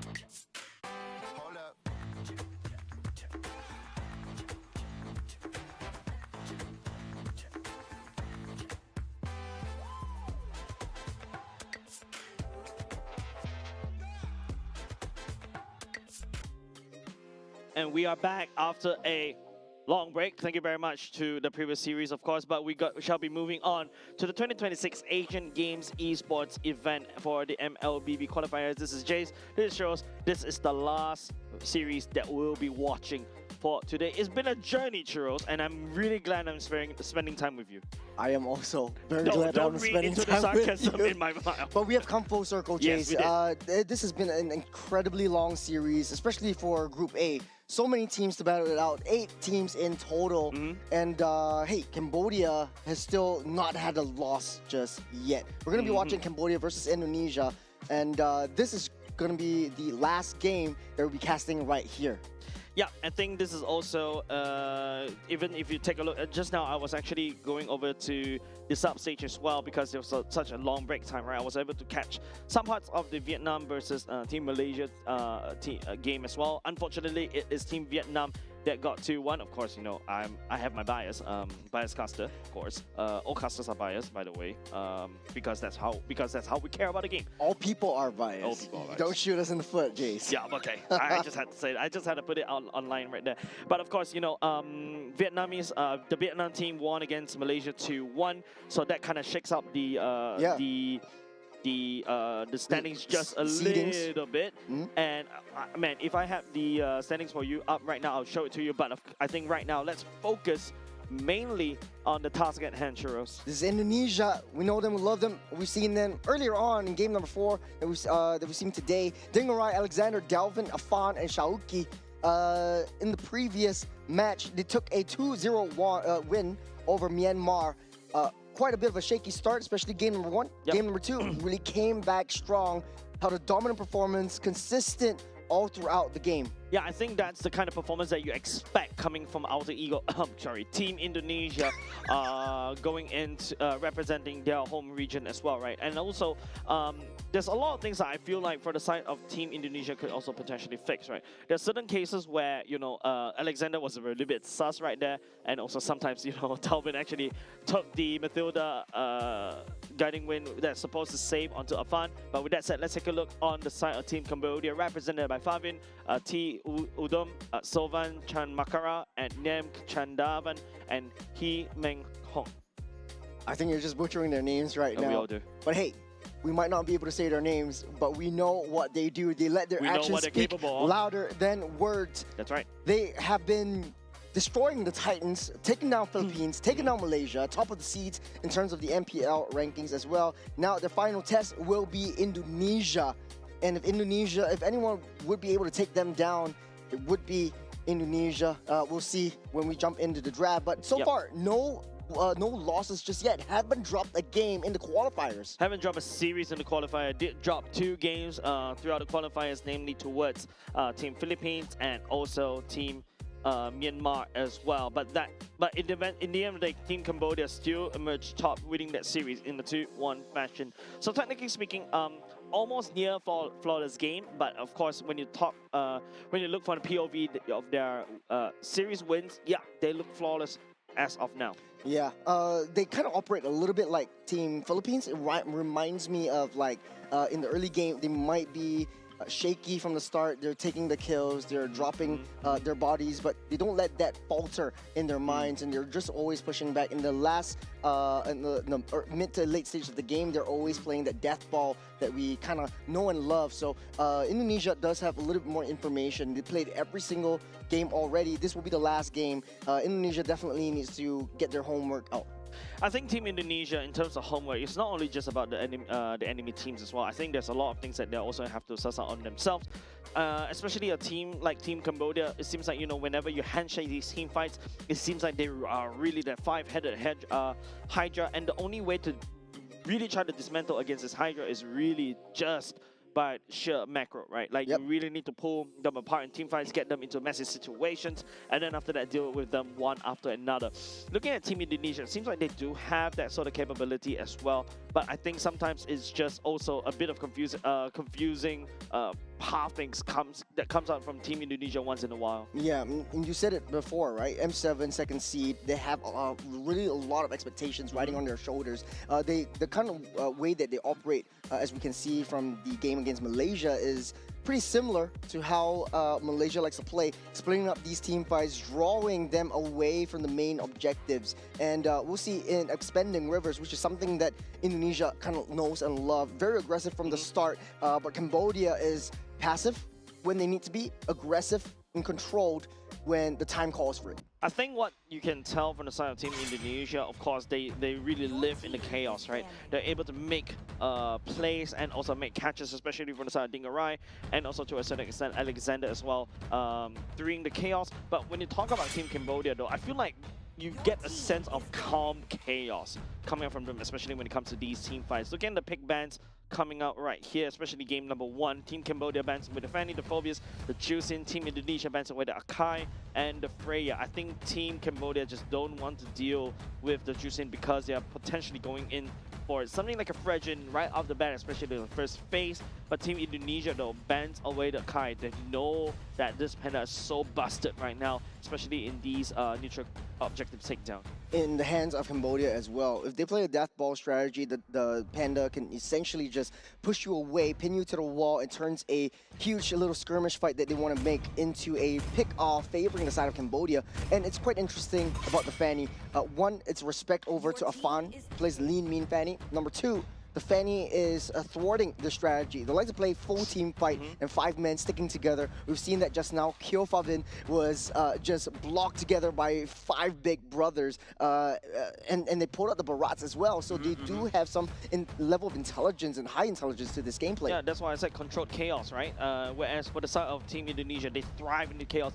We shall see which kind of chaos that will be bringing forth in between these two teams. Where Team Cambodia, first pick goes over to the Marcel, denying that away from Alexander. I was leaning towards the Gord first pick because we started to see a bit of a rise in terms of the Gord, but I think Gord as a first pick, especially this early on, you're susceptible to the 30 and you're susceptible to the Yu Zhong as well. And especially with Yu Zhong, that's also really wide open for the taking between these two teams. It seems like it could potentially goes into a R2, R1 pick. A lot of options for Indonesia. The claw definitely will be on the tables. Cambodia typically responds with the carry, but the Matilda right here would shake things up, especially for the side of Indonesia. This is them in the previous game against Myanmar. They pulled it out. It paired up with the Akai though. In terms of that team fight, they were able to bring your marksmen in and out of battles. You can sustain. There's a lot of mobility coming around, and it pairs well with Expanding Rivers, which is the map for this game. Definitely, I think the reason why Team Indonesia prioritized the Matilda so early on is just purely because of that Expanding Rivers map. However, Team Cambodia, solid picks coming up already, Arlot and also the Fredrin. And now, of course, right, that also a big denial over the side of Team Indonesia. Seems like they also like that Fredrin as well. Apart from that, there's still a Baxia that's still available for the side of Team Indonesia to take. And now imagine you got a Baxia, you got a Matilda, you got Expanding Rivers. That means that Team Indonesia is really looking to sow chaos on the top and the bottom and all over the place. Will they pick the Boxer up? We've seen how Cambodia deal with it previously, but the Arlot is already picked up. And there's a lot of repositioning factors. Cambodia definitely going to be suffering a little bit in the early game because of the Matilda, because of the vision that the Matilda brings. The Yves will come into play for Indonesia. They like their zonal control, especially securing the objectives. And Indonesia knows that they will have a hard time against Cambodia in these objectives. And if they want to take that down, why not just create that zone to deny Cambodia of that satisfaction? To be honest, I'm not a big fan of that. I feel like there's a better hero, or even to a certain extent a better role for the R3 slot. Definitely the Baxia is also the one that I'm kind of voting for. There's also even potential a Leomord that I'm voting for as well for the R3 slot, right? The fact that you are also still the tanky, you are divey, you got the Matilda to help you save the day as well, just in case you got pulled in. You can also dive using the Leomord and just starting wrecking havoc all across the board. Now you're dropping Eve, you're going up against Arlot, you're going up against a Marcel, you're just basically sitting down once you have the real world manipulation. And yeah, and because not only just the fact that, you know, I pointed out these potential heroes, now the Baxia is going to get taken away. You're going to see you're going to see Team Cambodia starting to trim down Afan's hero pool. High mobility heroes. Guinevere could potentially be in the picture as well. does well against tanky heroes. Great stun, great mobility, great crowd control.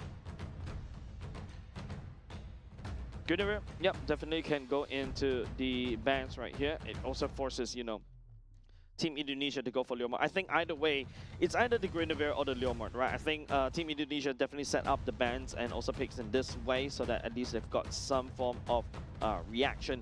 But for the side of Team Cambodia, you're starting to see all these gold laners that starting to dwindle down. You only got, what, Bruno that we've seen so far in the gold lane that could also potentially do. Ooh, okay. I think they've done a little bit of their homework. No jungle. I'm going to pick up the Carmilla jungle. Yeah. Yeah, I think it's just like Team Cambodia doing the homework, right? I'm still not convinced by the Carmilla jungle that Team Indonesia did pull off yesterday. And I thought, you know, that was already old news, right? So Team Indonesia probably gonna get away with that one free ban. Cambodia though also losing priority over the gold lane without the carry, which worked so well for Keo Favin. But the carry, right? Apparently for the side of Team Indonesia, still not a massive threat, I would say. But of course, even though you're not a super tank, the burst damage coming off of the flying light boost is something that you should be looking out. Okay, maybe I take that back. There you go. That's the reason why they ban away the carry, right? The Alice comes into play, and of course to stun lock everybody into this real world manipulation. It also peels for the side of the Eve. At the same time, there's a lot of AOE damage. I think Team Cambodia needs to know what's up, and they need to find a way to stop this. Yeah, what better way to deal with a death ball than sending them to the depths of hell yourself with the Thorn of Ruins. And if Delvin plays his cards or Sharuki plays his cards right, it will be able to create so much havoc for the side of Cambodia. So now Cambodia might be looking for an anti-dive kind of synergy. What kind of heroes would they need in terms of, hey, I want some form of lane priority, I want some form of mobility. We've seen the Moskov, okay, coming up here. Farsa works well with the high rotations down the mid side as well. And a classic artillery versus artillery mage in mid lane. Yeah, this is a very classic lineup coming off on Team Cambodia, right? We've seen this before. Now with Marcel added to the mix, looking to kind of slow down or basically stop the Yi from laying down the real world manipulation and to a certain extent even the TOR. And the best part is, imagine if the TOR is landed and catching all 5 members, all Marcel has to do, land the golden hour, we wait until the TOR comes back online, and then we start fighting as well. So that's something that potentially Team Cambodia can also do. Team Indonesia though, the jungle is the one that I'm looking at. Now, there's still the Leomord that Team Indonesia could go for, unless I want to try something sneaky. Guinevere as well. Yep. All right. Yep, that would be the best possible option for Indonesia at this point. Set up with the TOR, and then Guinevere follows up with a spatial migration. At least the Alice would be able to buy some time in the major objective takes, which is what Indonesia is fearing based on their lineup. They build up the Yve in order to build the box around the major objective. So you don't want to pour all your eggs into the jungle trying to split up these team fights. And if you pick up a little more, you have the Barbiel, you need to be able to go into the face of your opponents. Yep, that's it, ladies and gents. We're loading up into game. Team Cambodia going up against Team Indonesia on the Expanding Rivers map. And that's why we need to see a lot more chaos if Team Indonesia want to win. That's where the Strive, that's where the Mazilda comes into play, the Alice comes into play with the TOR, whereas controlled chaos is what Team Cambodia brings onto the table. We shall see as we load up into game number 1. Last game of the Asian Game qualifiers. Indonesia suffered a couple of losses, and this will be one of their biggest tests that they will have so far. Cambodia has taken down 2 of the MPL Titans, Philippines and Malaysia. Indonesia is the only one standing in their way of a perfect 7-game streak. Yep, I think I would say, remember that meme of the Green Reaper knocking on each other's doors? Yep, that is going to be Cambodia. I can imagine that already. Yeah, I mean, you used to be a designer. You know what I'm talking about. You live in memes. I live in memes. Yeah, but you know, like, Team Cambodia, I think this controlled chaos of a roster coming up from this draft can potentially work as well. They've got a lot of ways to disengage. Technically speaking, the Golden Hour is also a way to also anti-dive as well. They also slows down the TOR at the same time. So yeah, pretty excited to see what Team Cambodia has in store. But right now, let's take a look at the whole keys of victory between these 2 teams. I feel like if you want to talk about high octane, high movement gameplay. You gotta have to take that from the side of Team Indonesia. That's where the roster truly shines.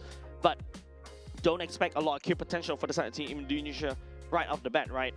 You're looking at a lot of kill potential maybe along the river instead, because your roaming trio, which is the Guinevere, Yves, and the Mathilda, is the one, especially Yves and the Mathilda, is the one that do most of the damage. Yeah, in the early game though, I think for the side of the Guinevere, that's going to be the orbs. It's going to deal a lot of damage. You have a lot of mobility coming in to the picture as well. We're going to see quite a bit of team fights in the first turtle. I don't doubt that, but when it comes to the late game though, the sustain ability for Indonesia is off the charts. You got the Matilda, you got the Alice, you got a way to get into the battle, you got a way to get out of the battle. So for the Alice itself, this looks like a really fun game for them. I think apart from you talk about a regen, right? Team Indonesia, this is the roster that relies on, I would say, on clock and also the Yves to do the bulk of the damage. Guinevere, as technically a tank jungle, does have a decent chunk of damage, but the main role of this Guinevere is to basically hold and knock somebody up, make sure it stays in the air so that real world manipulation and also the clock can do the damage that's necessary. Whereas if you take a look from the side of Team Cambodia though, they can do hit and run very quickly, right? Marcel can lean in support top and bottom. We know the Fredrin's nutty amount of damage. The Farsa can also start to burst. So if you want to talk about early game, Team Cambodia feels like they do have that advantage in the early game as well, especially with the Arlot, with the Vengeance attack damage buff. Come to think of it, I think for Cambodia, the biggest Achilles heel that they have is that they don't really have a lot of disengage ability for their side. Guinevere jumps in. I mean, less of the Arlot, because Arlot's going to be taking control of the back line. Yves, once they drop the box, you're going to see Arlot to the face. But then that leaves the rest of the 4 members, and not even the 4 members. Moskov is definitely going to be on the side lanes, clearing the ways, trying to maintain a lane priority for Cambodia. And it's going to be a 3-man battle. In the case of any big skirmishes or big team fights in the later stages, Moskov is definitely going to be joining in. There is some form of range for that. But when the TOR lands, when the spatial migration lands, there's not a lot of disengage to disrupt this the Violet Requiem that really comes up to lock them all up in the sky. And also pairs well. Okay, Guinevere actually really pairs well with the Matilda. Come to think of it, the knock up and then the jump onto that spot. Yep, I think like there's a lot of potential coming up from the side of Team Indonesia, right? If Team Indonesia were to win, basically they would just overwhelm Team Cambodia with a ton of CCs that can, of course, bring onto the table, right? You got the TOR, you got the knock-up, real one and manipulation, getting wing, and clock goes brute, scrit, everybody dies with the blazing duet.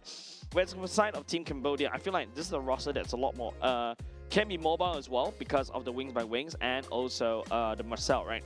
However, Fredrin is a utility jungle dash CC monster as well, looking to knock up and also slow down and maybe hopefully combo break. I feel like the whole point of Team Cambodia, especially with this roster with the Marcel and also the Fredrin, is to combo break. You want to break the combo between the spatial migration into a Violet Requiem. You want to break the combo so that the Alice doesn't jumps in, doesn't go for the TOR, so that at the very least you get a safe passage as well. And then at the same time, you got to get the Moskov up and running as quickly as possible. Indonesia also fields quite a pretty good anti-dive combination. If they want to play it super passively the entirety of the game, they could just wait for Cambodia to just dive into them. They do have quite a bit of knockups, a bit of stuns, and create a zone for themselves. If Cambodia is able to split Indonesia's heads, then it would be a little bit of a big issue for Cambodia. But hey, it's all down to execution in the gameplay, so we'll just have to wait and see what these teams actually play and how they execute this draft in the game itself. Yep. I feel like we've already kind of talked about like how the roster is gonna work. We also talk about how the various team, the playstyle is extra, but of course I think we have to go on a short break very soon because we're gonna have to make sure that the game is fair and square. There's a bit of a technical issue, just gotta get it fixed very quickly. So ladies and gents, this roster, I'm excited about this one. I feel like we did hype up this particular matchup, Cambodia's Controlled Chaos versus Team Indonesia's crazy chaos, right? Yeah, what better way to end this off than the last game of the entire HGQ? Right. With that said, don't go away, ladies and gents. Going on a short break. We'll be right back.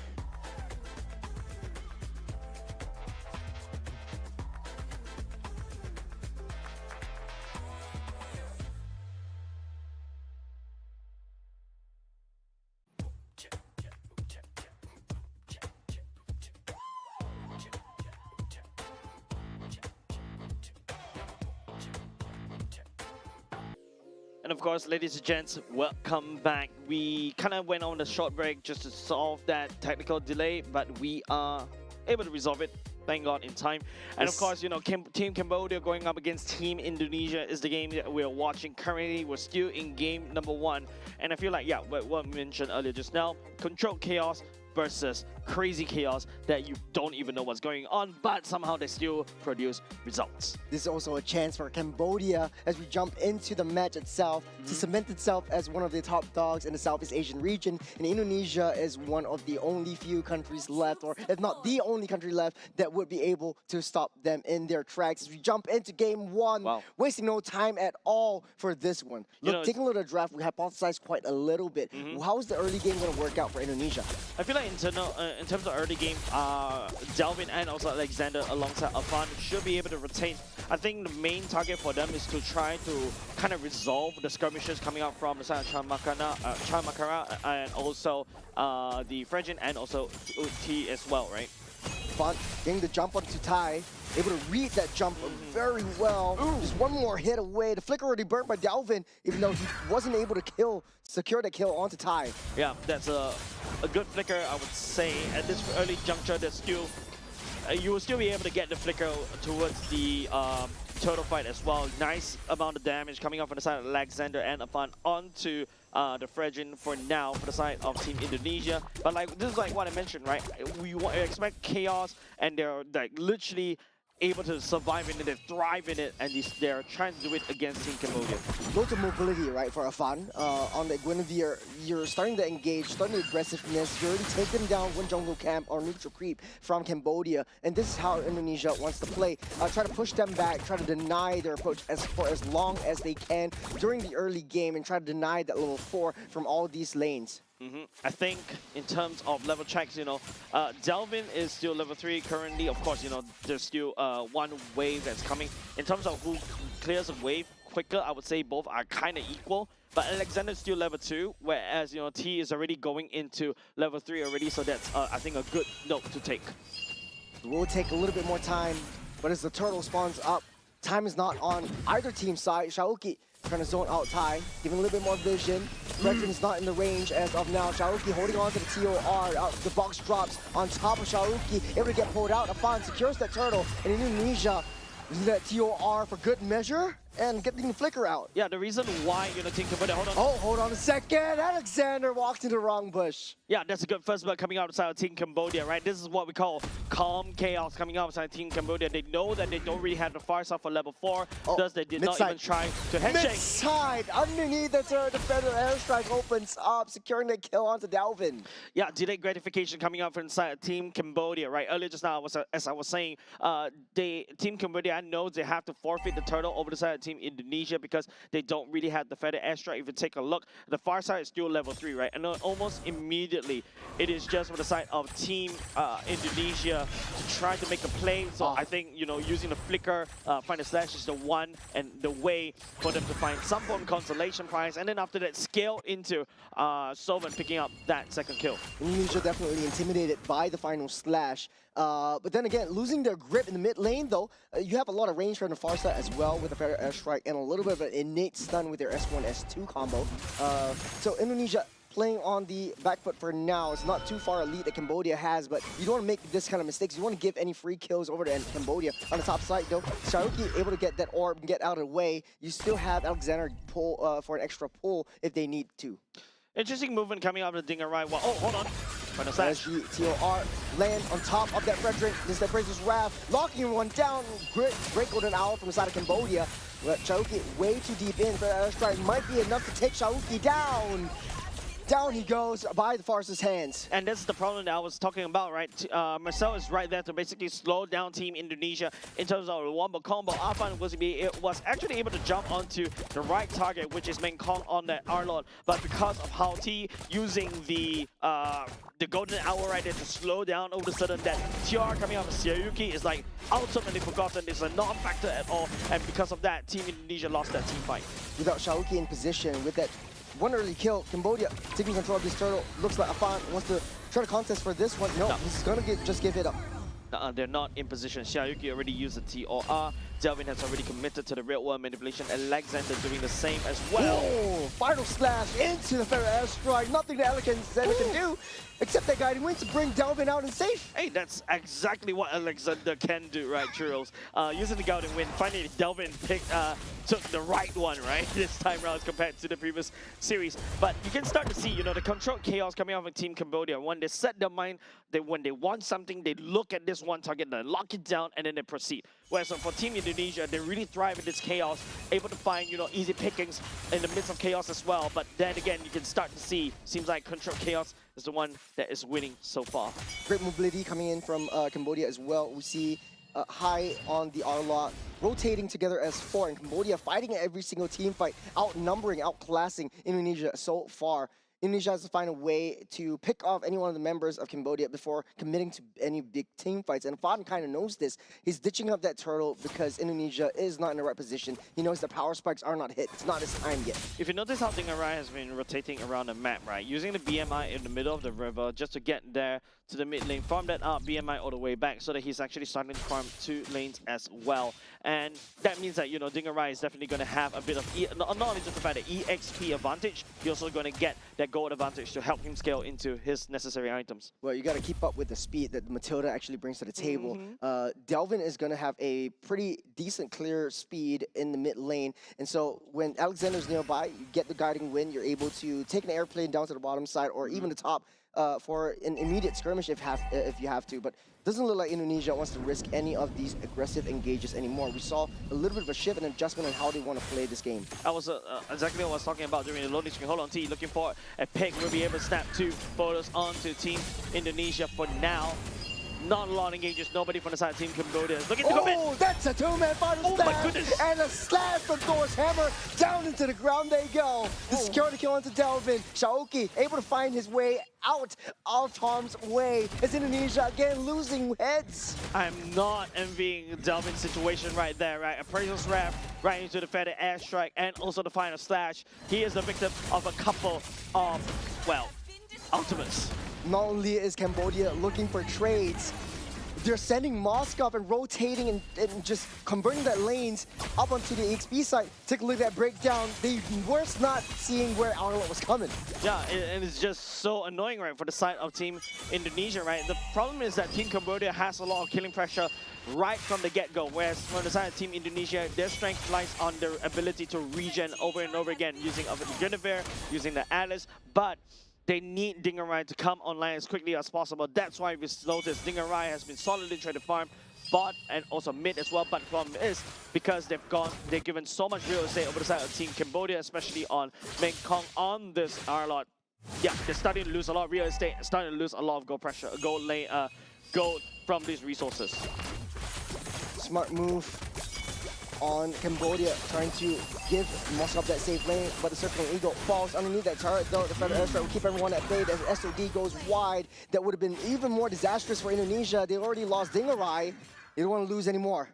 This is Cambodia saying that, hey, I'm looking to snowball and I am here. And, you know, picking out Dingarai is amazing because that's how you slow down the Cloud. Don't forget, the Cloud has been farming on 2 lanes and Kyo was able to catch up. Now with the golden staff already in the pocket, he is now able to crack open not only just mid, but also pick up the items. So far in 8 minutes, ladies and gents, Team Indonesia hasn't secured a single kill.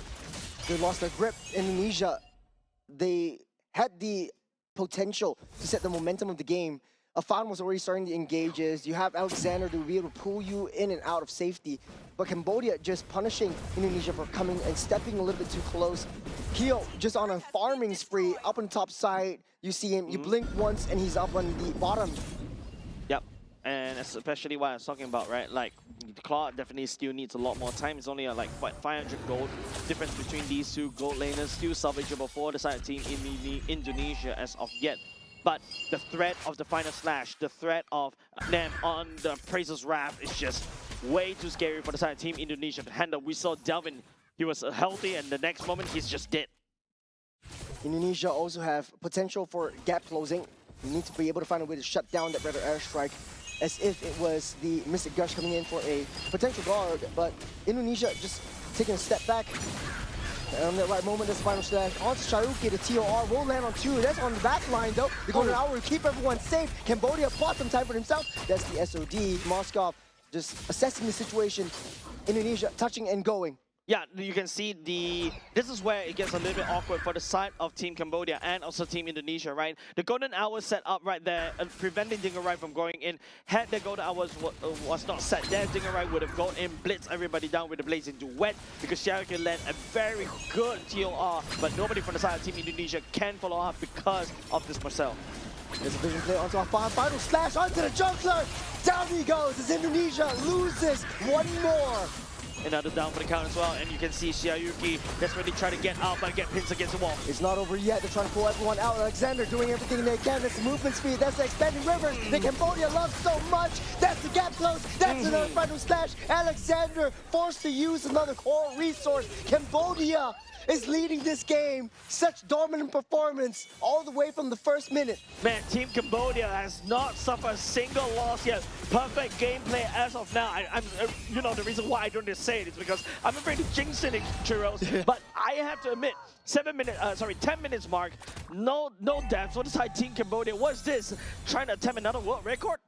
This is a Titan, as we so call it, that Cambodia wants to look to take down. And it does look like they have the upper hand. They have that momentum. They have that control. Whether or not they can hold the control, it is up to Indonesia to be able to try to rip apart Cambodia's strategies. Yep, control chaos versus calm chaos. Control chaos versus chaos, right? Seems like Cambodia controlled, methodical, meticulous, especially how the final slash flicker is being used to isolate one person after another for side Team Indonesia. And once Team Indonesia get picked apart, Dingerai wasn't able to join the fight because of how, you know, the Marcel just sets up the golden hour one after another. Team Indonesia is getting dismantled. No more bubbles for side of Indonesia. That's Odin going straight in. That's the final slash again. Repositioning Afan. Nowhere is safe, not even your home. This is a fair airstrike as well. Dingerai doing his best shot. Man. With the blazing duet. Almost getting stunned up by the golden hour, but Shaoki a little bit too close for comfort there, threading the needle with the SOD. Man, if Cambodia replaces the Arla into a Franco, I agree. This is exactly a pure pick competition coming up on Team Cambodia. This is exactly why I told you, right? Team Cambodia seems like once they focus on one person, they catch using Arla to catch one person, and then after that they just explode this person. Then they hope to look for more. But the fact is, Indonesia right now, they're at the base, so that's why Team Cambodia cannot step forward just a little bit more. Main damage dealt. Look at the damage dealt for the side of this Marcel is actually 28,000. Wow. Ooh. One of the highest in the charts. He's just the roam, but he's doing so much though. So annoying, running through you, running by you, forcing the mistakes, forcing the spatial migrations from Afan to himself. And I think Indonesia, it would take quite a lot to come back from this deficit. Yeah, of course, everybody has a gold lead in as compared to their counterparts as well. The Winter Crown coming off an Afan should be a game changer, but even though if you're able to hold out people from the side of Team Cambodia, do you have the damage? Does Dingerai has the opportunity to jump in with the blazing duet? Nem tries to look for an angle over onto Indonesia. More response in the next 5 seconds. There's a lot of lockups for Tai, but that's a lot of vision that's already given. That's vision turned into information, and information turned into a little bit of compensation for Hai. Looking for a final slash, and he did on Shoki, using the TOR, landing onto no one with a fair airstrike to zone the resident members out, going fishing and using the fair airstrike as sort of a gate to keep Indonesia out of the way. Yeah, Cambodia is just going fishing all day. One after another, they just pick one person for the side of Team Indonesia, and then after that, they just explode onto Xiaoyuki. Xiaoyuki was trying to use the TOR to try to slow down the tempo from the side of Cambodia, but it's just too fast, and they hit hard. Speaking of fast, Hai, he's in the perfect position. Does not have the flicker though. Fair airstrike will start this spatial migration. On top of the R-Lot though, he's down low. The rest of Cambodia, they're too strong. They're too bursty. The blazing duet, last ditch effort to take one out. That's a safe hit. One hit more, the pressure might have gone down, but Cambodia, they're not making any mistakes. I am truly crazy to say this, right? And I can't believe to be saying this to Team Indonesia, right?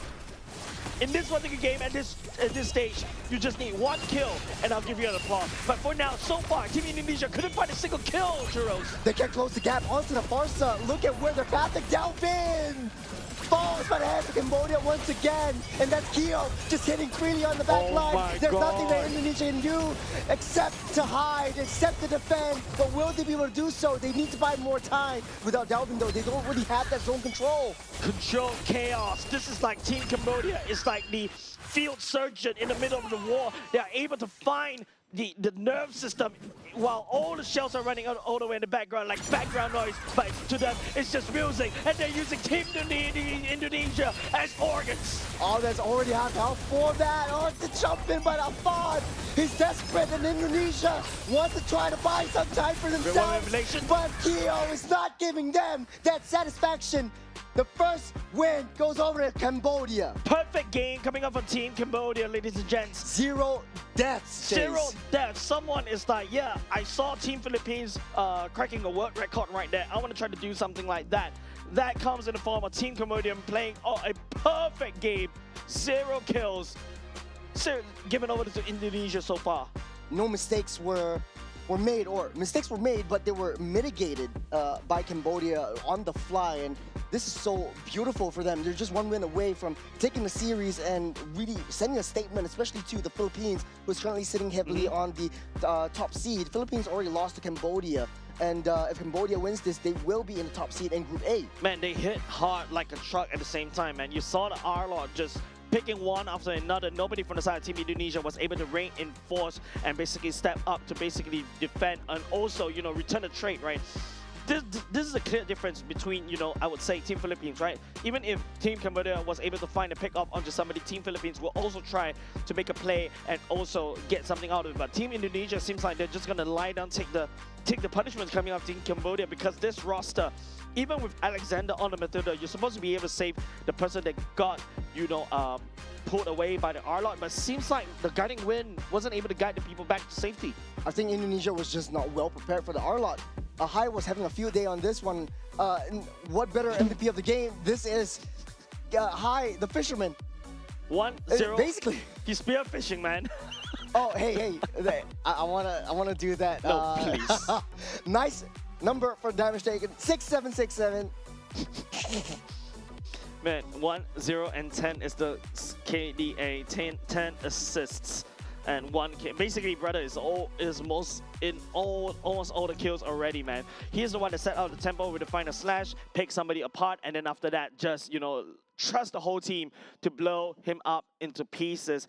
And of course, you know, main damage, you know, gotta have to give it over to Sovereign, right? Not only just that, I like how Team Cambodia is stacking all the CCs together. It's final slash coming in. You also got the passive from the Marcel. There you go. It makes it so much easier for the French to stick on target and just let the Farsa to blow that person into pieces. Cheers, look at what you've done. Hey, I love the comment section. Seriously. But hey, you know, this is really upsetting if you're an Indonesian fan, and there is quite a bit of Indonesian fans traveling specifically down to watch their team play, and this is really not a good look. A lot of mistakes were made, but then again, just not well prepared for what Hai brought to the table. And not even what Hai brought to the table, Sovan was doing so much work with the Federal Airstrike, keeping everyone at bay. And if you're looking at, you know, zone potential, you always, your first option was, hey, let's take out the Eve. But you only have that split second to get that box down. You want to be able to burst down your targets, and Farsa was the answer for Cambodia. Yeah, and this is like how, what I was talking about, right? There's like, not a lot of opportunity for the side team Indonesia to capitalize on that one. This is, of course, you know, your classical clash composition, right? You go in clash, you want to expect a normal front to back, a real wall manipulation with handshake this gentleman fight. No, Team Cambodia wanted to play it dirty from the get-go, isolating one person, blow them up to pieces, and then after that, okay, look who's next. Well, no easy way to say this. Everyone else is next for Indonesia. There was nothing that Cambodia couldn't do. Their only saving grace, maybe, if Alexander was able to pull everyone else to safety, and Indonesia didn't step out their base. They turtle up for at least the next 15 minutes, and they would play a 30-minute game in order for Dingarai to come back, because he didn't have any scraps to pick up. Kia was just taking everything. They had so much intelligence in terms of the pressing up the waves onto all 3 lanes. Yep, I think there's no fight coming up for the team. Yeah, of course. Gonna start. I had to do it. I had to do it on We stream, saw the man. comments. We saw the 6-7 in the comments, ladies and gents. We saw it. Yeah, look at what you do. Look at what you've done. Look at what Cambodia has done or will be doing. They're one more game away, Jace. One more game away from sending a statement not only to Indonesia, but to all the teams in Southeast Asia on how far Cambodia has come, how far they have grown, and from someone that from a team or a nation that nobody really thinks about twice into someone that has been chopping the heads of titans, the heads of gods. Yeah, I mean, this is a crazy stack, right? By the way, you look very happy for that. Technically speaking, this Cambodia stack is really crazy coming in, right? Like, I think not a lot of people expected this. We have always known that Cambodia is also one of the regions that is really a rising star in the Southeast Asian regions as well, especially. So, of course, expecting a lot of things coming out from them, not only just in Nagoya as well, but also looking forward to their performance in MSC. Now comes the biggest challenge, especially for Cambodia. Will they be able to be consistent with what they've done in game number 1? They have shown quite a bit of intelligence in terms of the drafting. Indonesia as well. I won't count them out just yet. They are one of the top few seeds in the Southeast Asian region as well. A lot of the other regions or other groups are looking up to Indonesia to understand how they play their heroes, what kind of drafts they'll pick up. But hey, it looks like Cambodia is calling the shots on this one. Quite a bit of pocket picks coming up for this region.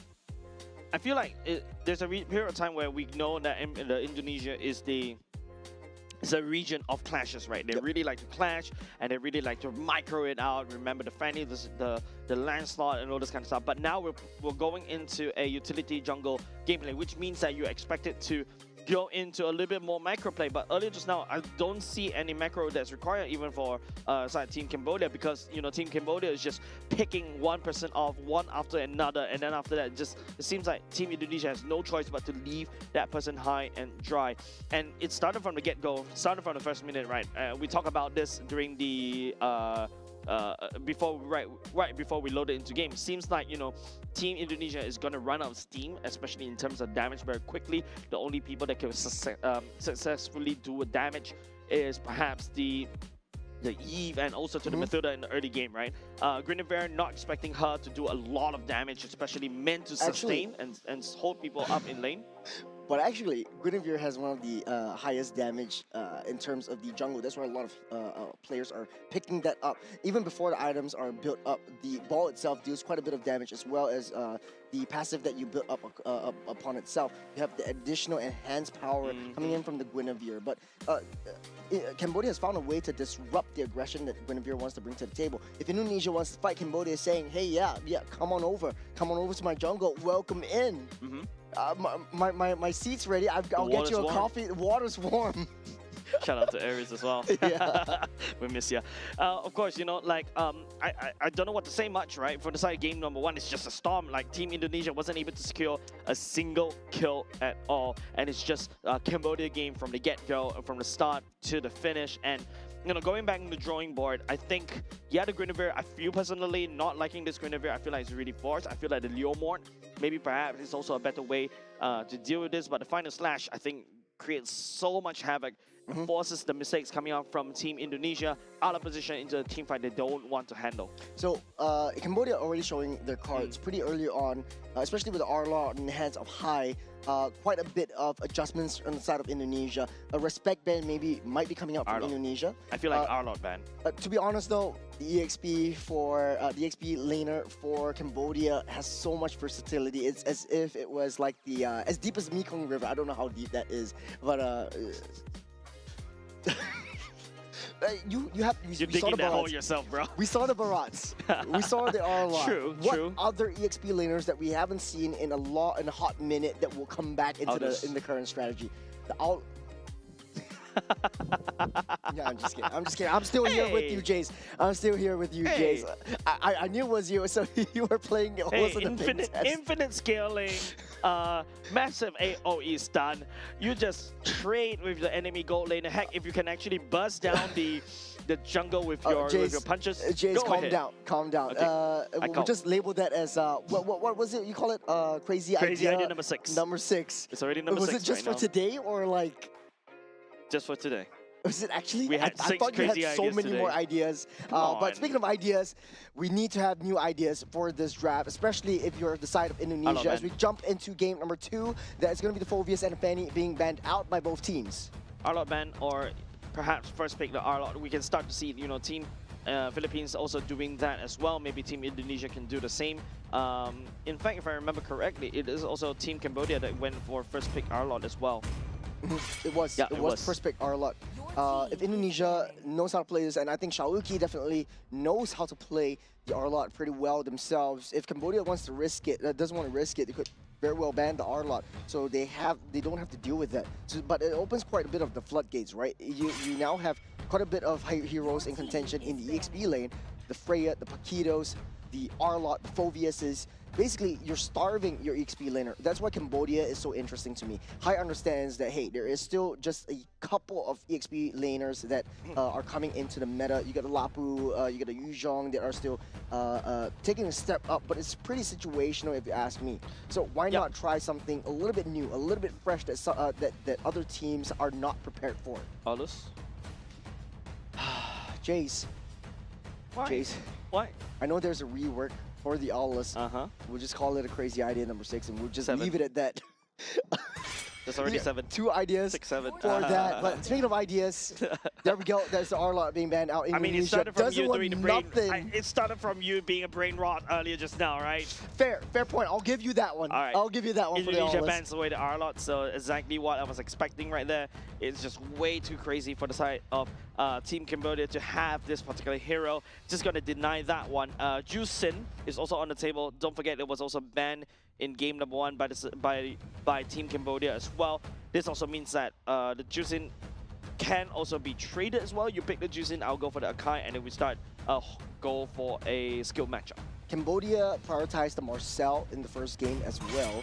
So it will be the Marcel. Okay, yeah, that was what I was thinking. If Indonesia got their hands on Marcel, it could use it for to their detriment, especially since Cambodia likes to play this heavy death ball team fight composition. The Paquito still left on the table, getting leaked out. First picked up by Indonesia. Yep, Paquito, we saw how powerful the Paquito can be, but it's very coin flippy, right? Like, we've seen how teams was able to use the Paquito in the early game, then after that they forgot what they're supposed to do, right? Like, all of a sudden they stopped going for the flanks, they stopped doing the split pushes. Maybe I'm biased, right? Whelan played a better Paquito. Yeah, I think I'm biased. Paquito is this one of those heroes, but immediately countered by the Akai. Can't believe it slipped through as well. Highly prioritized and a hard counter towards the Paquito. You can't really chain your combos if you're stuck under a wall, can you? Yep. Another way to also think from this draw from the side of Team Cambodia, right? The Claude and Akai pick right here. I think if you're Team Indonesia, lock in the juice in right off the bat, because rest assured, Team Cambodia would start to ban that juice in away because of Kai. And there's also a potential carry that Team Indonesia can potentially go for to match the number 1, the scaling potential coming out from the Claude, and also you also deal with the Akai, especially when you shred through HP bars. Well, Indonesia just taking time and sitting through it. It's the Kimi being picked up right here alongside Baxia. So the Jusin will be still on the table. Cambodia typically would be able to pick up that Jusin themselves. It does well in these team fights, but in order to win the lanes against that Kimi, and Cambodia does really love that mid lane prio themselves. I don't think you want to risk that Jusin. Nope. Just leave it open. Yeah, I think you don't. If you're Team Cambodia now, you don't need to go for the Jusin because already Team Indonesia has selected the Kimi right here. So technically speaking, Kimi can also shred through Akai, and also does a lot of early game damage as well. And of course, speaking about early game, Baxia is getting introduced right here. So the roaming duo at the very least right here from the side of Team Indonesia will do significant amount of damage in the early game, and they can start contesting up top and up down bot as well. If you're Team Cambodia, lock in the EXP and then after that move on. Okay, fine, Juicing. Okay. They could Sure. still go in for a Juicing. I felt like, okay, maybe even the far side would be a good choice, or the Eve if they want to. At least you have some form of utility, but then I realized that Indonesia still has Paquito. And in one point of time, this Paquito is going to be heavily targeting onto any sitting mages. Maybe technically speaking, the Juicing, right, does have a Crimson Beacon to make a play. It gains additional shields, and you also dash away for the Paquito. That's also provide you some safety, and you hope you land down the Lantern over and over again onto either the Baxia or the Paquito to basically do the damage. Indonesia right now should then look for an anti-dive composition, because for Cambodia, the only thing that can disrupt Indonesia at this point, they have 2 dives already. If they have a Belleric or even an Atlas in their possession, Indonesia would suffer a little bit, especially in the mid to late stage of the game. Harith Ben coming up inside Team Cambodia. I think Carry looks like another low-hanging fruit for Team Cambodia to ban away. Team Indonesia looking, I bet you're gonna have to try to lock down onto EXP laners, but there's so many EXP laners that are viable in this patch, or not even in this patch, in the game as well. If you open up fighters, you can scroll through the list of heroes, whereas Gold Lane is just one page. Whereas the Atlas, they were sussing out. You want to deal with that, especially when you are extremely reliant on that dive. You're extremely reliant on getting up close and personal with Cambodia. So Indonesia doesn't want to test that metal. Belleric would be up next as well. So Cambodia might be able to ban the carry, so Claude would have a pretty decent lane. But Indonesia could very well bring up a Clint. I remember Cambodia suffered, was it Cambodia? I can't remember, but a lot of teams suffered with Clint coming into the picture as well. Yeah, I think the fact is they don't really know how to practice, not say practice, they don't really prepare for the Clint for now, but I would agree, like, to a certain extent, right? I'm also quite surprised that Team Indonesia, of course. You'll love it. This is the answer. This is your answer. It's not really a crazy idea anymore. We have 2 bans on Leslie's, but no picks. So why is Team Cambodia so afraid? But okay, yeah, you should be afraid. Leslie is really strong. True damage, infinite scaling potential. Immediately, Oko's the Claude, Oko's the Juicing. You don't even need to come even remotely close, and that is what Cambodia is scared of. You still got a Belleric in question. That could be a possible next pick target as well. But then they suffer the early pick, early game damage, insufficient damage. So they go for the Cho instead. I like what Cambodia is. I'm picking out what Cambodia is putting down. Yep. So far so good. Carry, I think that's like what I mentioned. I feel like you replace that Leslie. I think that would be better. Ban as compared to, you know, Leslie. Carry is a threat over the side of Akai and also to a certain extent Cho, especially going to the later parts of the game. Unless Team Cambodia has something up their sleeves. I was thinking, hey, if they're afraid of this carry that potentially could appear, maybe the Belleric could also work as well. But it seems like, you know, Team Cambodia wants to be the aggressors here. But I'm also still a bit confused on why the Kimi earlier just now for the side of Team Indonesia, right? The Valentina feels like a low-hanging fruit to be able to pick up. You basically Beyblade battle against Akai, push the Akai away. But it's just only one target for your IMU, which is something that you don't want to risk. You want to have someone that has a reliable kit, and I think the Traction Pulse works really well. Get the Traction Pulse, you send in Baxia, you send in Paquito, and Xiaoqi's definitely going to have a good time. And it kind of brings that range effect into Indonesia's hands. Cambodia, though, their ball is in their court, the EXP lane still up and open. If Team Cambodia wants to play something sneaky, right, the Uranus is also a good idea, right? You drop the Uranus, you just basically force Paquito to punch you in the wall, face as well. Oh, okay. Ruby coming in from the side of Team Cambodia. Another pick composition, right? You can pilot the Ruby to play exactly how the Arlot plays. Hai just still wants to go fishing. He's a fisherman. He wants to go out to sea. He wants to be able to hook someone in. Yeah, and but I then think why not Franco in the XP lane? no, don't want to Hephaestus. that crazy idea number 8. Number 8, that's Yeah, right. we'll try to hit 10 by the end of the night. But yeah, hey, I will. What we will see by the end of the night is a winner for this one. Cambodia, one win away from solidifying themselves as the nation that cannot be swept. Team Cambodia. Coming from game number 1, must be feeling good. It was a perfect game. 12-0. We'll see whether they can repeat that feat once again. If not, that's gonna be really a big problem for the side of Team Indonesia. 5 seconds. Well, till ladies the and gentlemen, enemy this is reaches game the number battlefield. 2. It's Smash them. underway. It's lights out and away we go. All troops In deployed. Indonesia, starting off in the blue, Cambodia on the red, but this time changes has been made, especially for Indonesia. They need to be able to redeem themselves from the first game. Quite a bit of mistakes that they've made, or, you know, Cambodia preventing themselves from making that mistakes.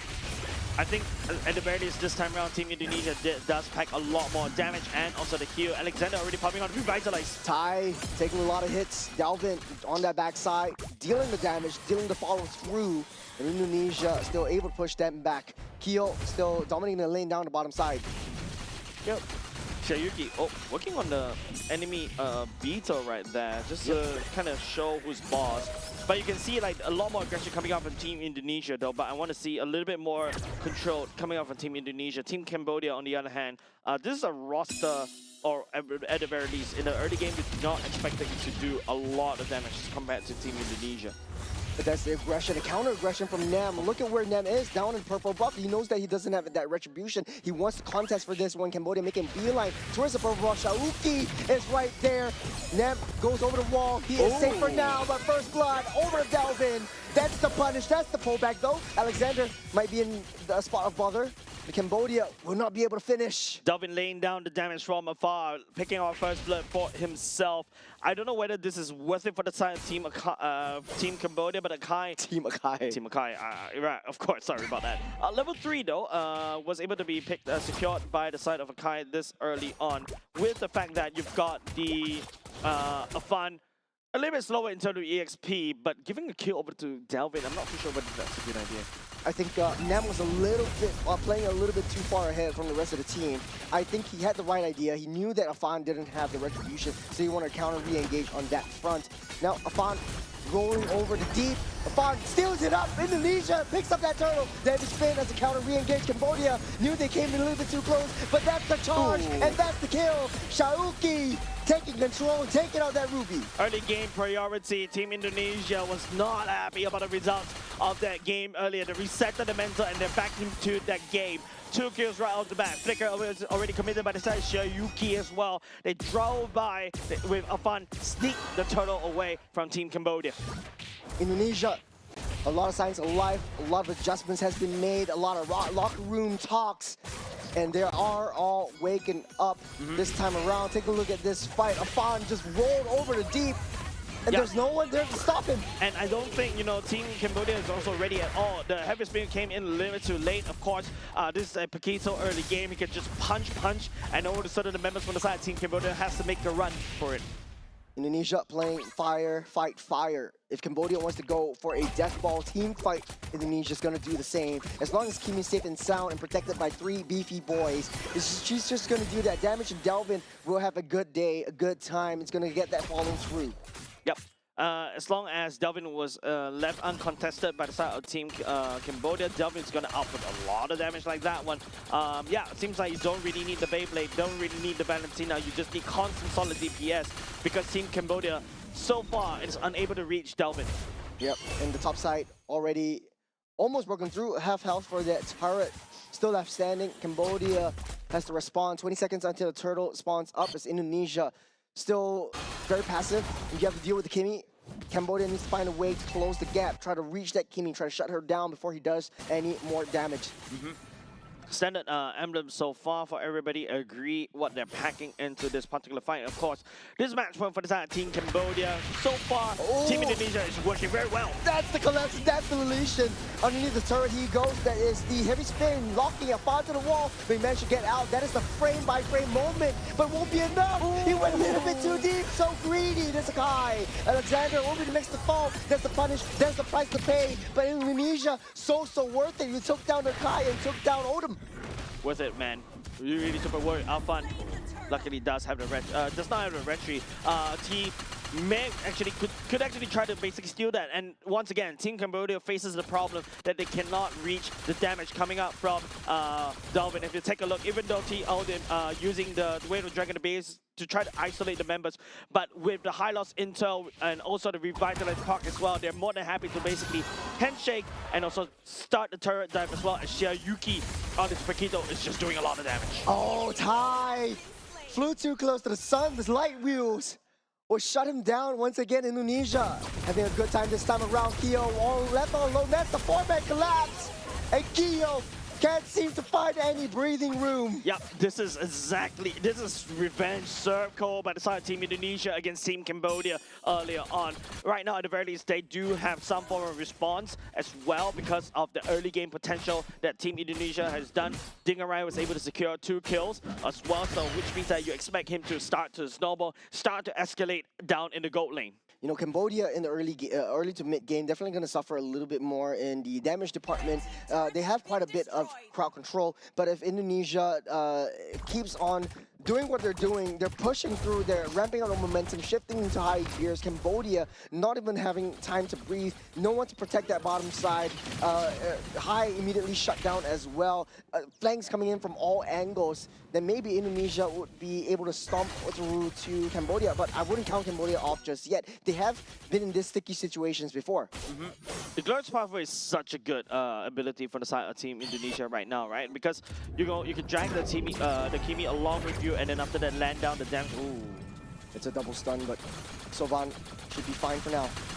Yep, still not too shabby either, but of course when you talk about later parts of the game, Dingarai will scale out of control, and now with Team Cambodia starting losing a lot of resources around the turtle themselves. Flicker already committed by Shiayuki. Still able to get out safe though. I'm offended also used up. Indonesia looking for advantages all across that map. Turtle just easily taken down by Indonesia. No contest by Cambodia on the top side though. High taking a lot of damage, and typically you want to run that Ruby, okay? Trying to block up that escape route. That's going to be the Crimson Beacon. Trying to pull that Kimi up to safety. The jetpack will get him out and alive. The flicker already used up. Shiayuki also used up all the combos. It's a major combo coming in. High delays inevitable doom. And so does Nem, as both fall by the hands of Indonesia once again, giving up this free and easy kills over to Indonesia. 5k gold lead in the 7-minute mark. Delvin playing a perfect game. Shiayuki as well. The punches coming in is actually slowing down Haiming Kong, right? Haiming Kong is a Ruby that relies on the constant amount of skills to be able to be that pseudo tank. But if you're constantly CCing with the Law and Order, Afan crashing onto him, and also the Immobilize coming off, and Delvin, Shiayuki is more than happy to just punch him down to the ground even before she could actually regen. It's that, and also it's a blue side buff, Jace. Whenever teams play in the blue side, you always have a great time. You're just look at this instant replay. You're just taking one after another. No one is just shutting Delvin down. No one's controlling this Kimi. Even if you get a shot, even if you get a pullback, you got that Purify, you got the jetpack, you're getting it out, and you're taunting Afan, and that's the recall over there as well. You got the heavy spin, you got the traction fall. So lock 2 members into place. Indonesia has just so much damage. Nam just fighting it through, fighting the damage head to head. I'm not too sure whether the Nem actually caught Delvin, or Delvin actually caught Nem, right? Delvin literally melt down the Akai as the heavy spin ongoing, right? Even though it's pushed, and now it's going to be the Claw. Hopefully he's able to do some damage. Will not be able to find anything though. The Justice was built, his attack speed is not as high. It's so valuable towards the side of Indonesia. Now that the Claw is still in the early stages, doesn't have the core items already built up yet. It's not too much of a threat to Indonesia, but Dingarai is to Cambodia. Dingarai is clean up bottom lane turret, right? While Team Cambodia is too busy with the both 4-man for the side of Team Indonesia. But hold on a second, Lord. A bunch right here, the heavy spin. Will Cambodia be able to do it? They secure the turtle as Cambodia finds himself some time. There is a sliver of hope. The Crimson Beacon will pull everyone back. Kyo just free hitting on the back side. They took Delvin down. Cambodia They're fighting back. Yeah, at the very least, this is a time where, you know, Team Indonesia is starting to lose the priority. Dingarai earlier just now was getting hammered down by that Juicing. The Juicing came in, swooped in with the Crimson Beacon. This is it. This is now. It is support for the side of the Kai. And then after that, just steal the Lord away. And this is an amazing value coming out of Team Cambodia. They have a chance back into this game for now. Immediately shutting down Dalvin. What a play by Nam. He knows he's down. He knows he had that one job, and he did it. Taking a look at the replay, coming in the right time, pushing everyone back. Alfard was so busy handled by Ty. Yeah, and look at the Crimson Beacon in the nick of time, and also, unfortunately, they don't really need the Blazing Duet at all, because it is just Juicing being annoying, right? Dingarai and also Dalvin is the unfortunate targets from the side. Team Cambodia earlier just now. Once these two are down, Team Indonesia ran out of steam, not enough damage, and then after that, they just got hammered on. Afan will start the charge. Distraction pulse, pulling the Kai back. The Immobilize will come through. Red carpet will block everyone into escape. There's Ty taken down. Dingarai going for a double. Dingarai is there with the damage. Dalvin will take down another. 3 members down for Cambodia. The punish will come through. Indonesia will not let that Lord slip up slide. Yeah, that's okay coming outside of Team Indonesia. And at the very least, they recover from that small little mistake. And then after that, they return the favor twice-fold back into Team Cambodia. 3 members from the side of them down as well. And now they may be looking to pop the Holy Defense. Cambodia still the front line. Not as front line anymore. Indonesia still has a lot of damage, a lot of penetration. It takes a lot for Nam to stay at least 2 seconds. Take a look at the replay. It's just a split fight, Jace. It is, I think the fact is, it's just so hard for the side of Team Cambodia to actually activate the Ruby. Don't forget, in this particular patch, Ruby did receive a massive damage boost. And I think that was the main Ruby damage that was able to allow Team Cambodia to win this fight. And then after that, Sovan goes all the way in with the Crimson Beacon to basically clean up shop. With that one decision that Nam made in the early game, the aggression that he wanted to bring out just because Indonesia invaded his jungle. They're playing on the back foot, but Cambodia still has that light. They stole that Lord. They had a pretty mental play that Indonesia doesn't want to let slide. So will they be able to repeat that? I think it's all about positioning coming up in the Ruby, right? And also Team Indonesia, I think they need to split up Delvin and also Dingarai as much as possible. Top side. Afan starting to charge as the arm offended. Over onto the box, getting popped back. The rest of the charge immediately melted down. Ty cannot withstand the damage coming in from the Kimmy and the carry, both. I'm not a big fan of that Ruby hook, but I'm offended by the way Team Cambodia hooked in Afan, thinking that he's actually burstable by the side of Team Indonesia, Team Cambodia. But no, Afan is still relevant in this particular patch, particular time, right? Level 14, and I think it's all Delvin's doing a lot of damage to the Kai. Down low, the Ruby immediately melted. Afan wants to lead the charge. The Lantern will land and pull someone up. There's a UFO, but Indonesia, they want to stay disciplined. They're still just waiting for that Lord. Yep, Team Indonesia right here. Perfect game in the early game, earlier on just now. And then after that, they got that 8K goalie in the pockets. And of course, you know, Delvin is just way too huge right now. Concentrated energy to make sure they stay. Almost taking down Dingarai though. Sovan with a pretty good play, but no follow-up from Cambodia. Distraction pulse will pull Nam into place once again. Take a lot of damage. A lot of penetration coming in from just that Kimmy. Taking down the turret as well. The pushback onto Alexander. So no more high loss for this team fight. They're going up next. He's down way too deep. Ty falls again.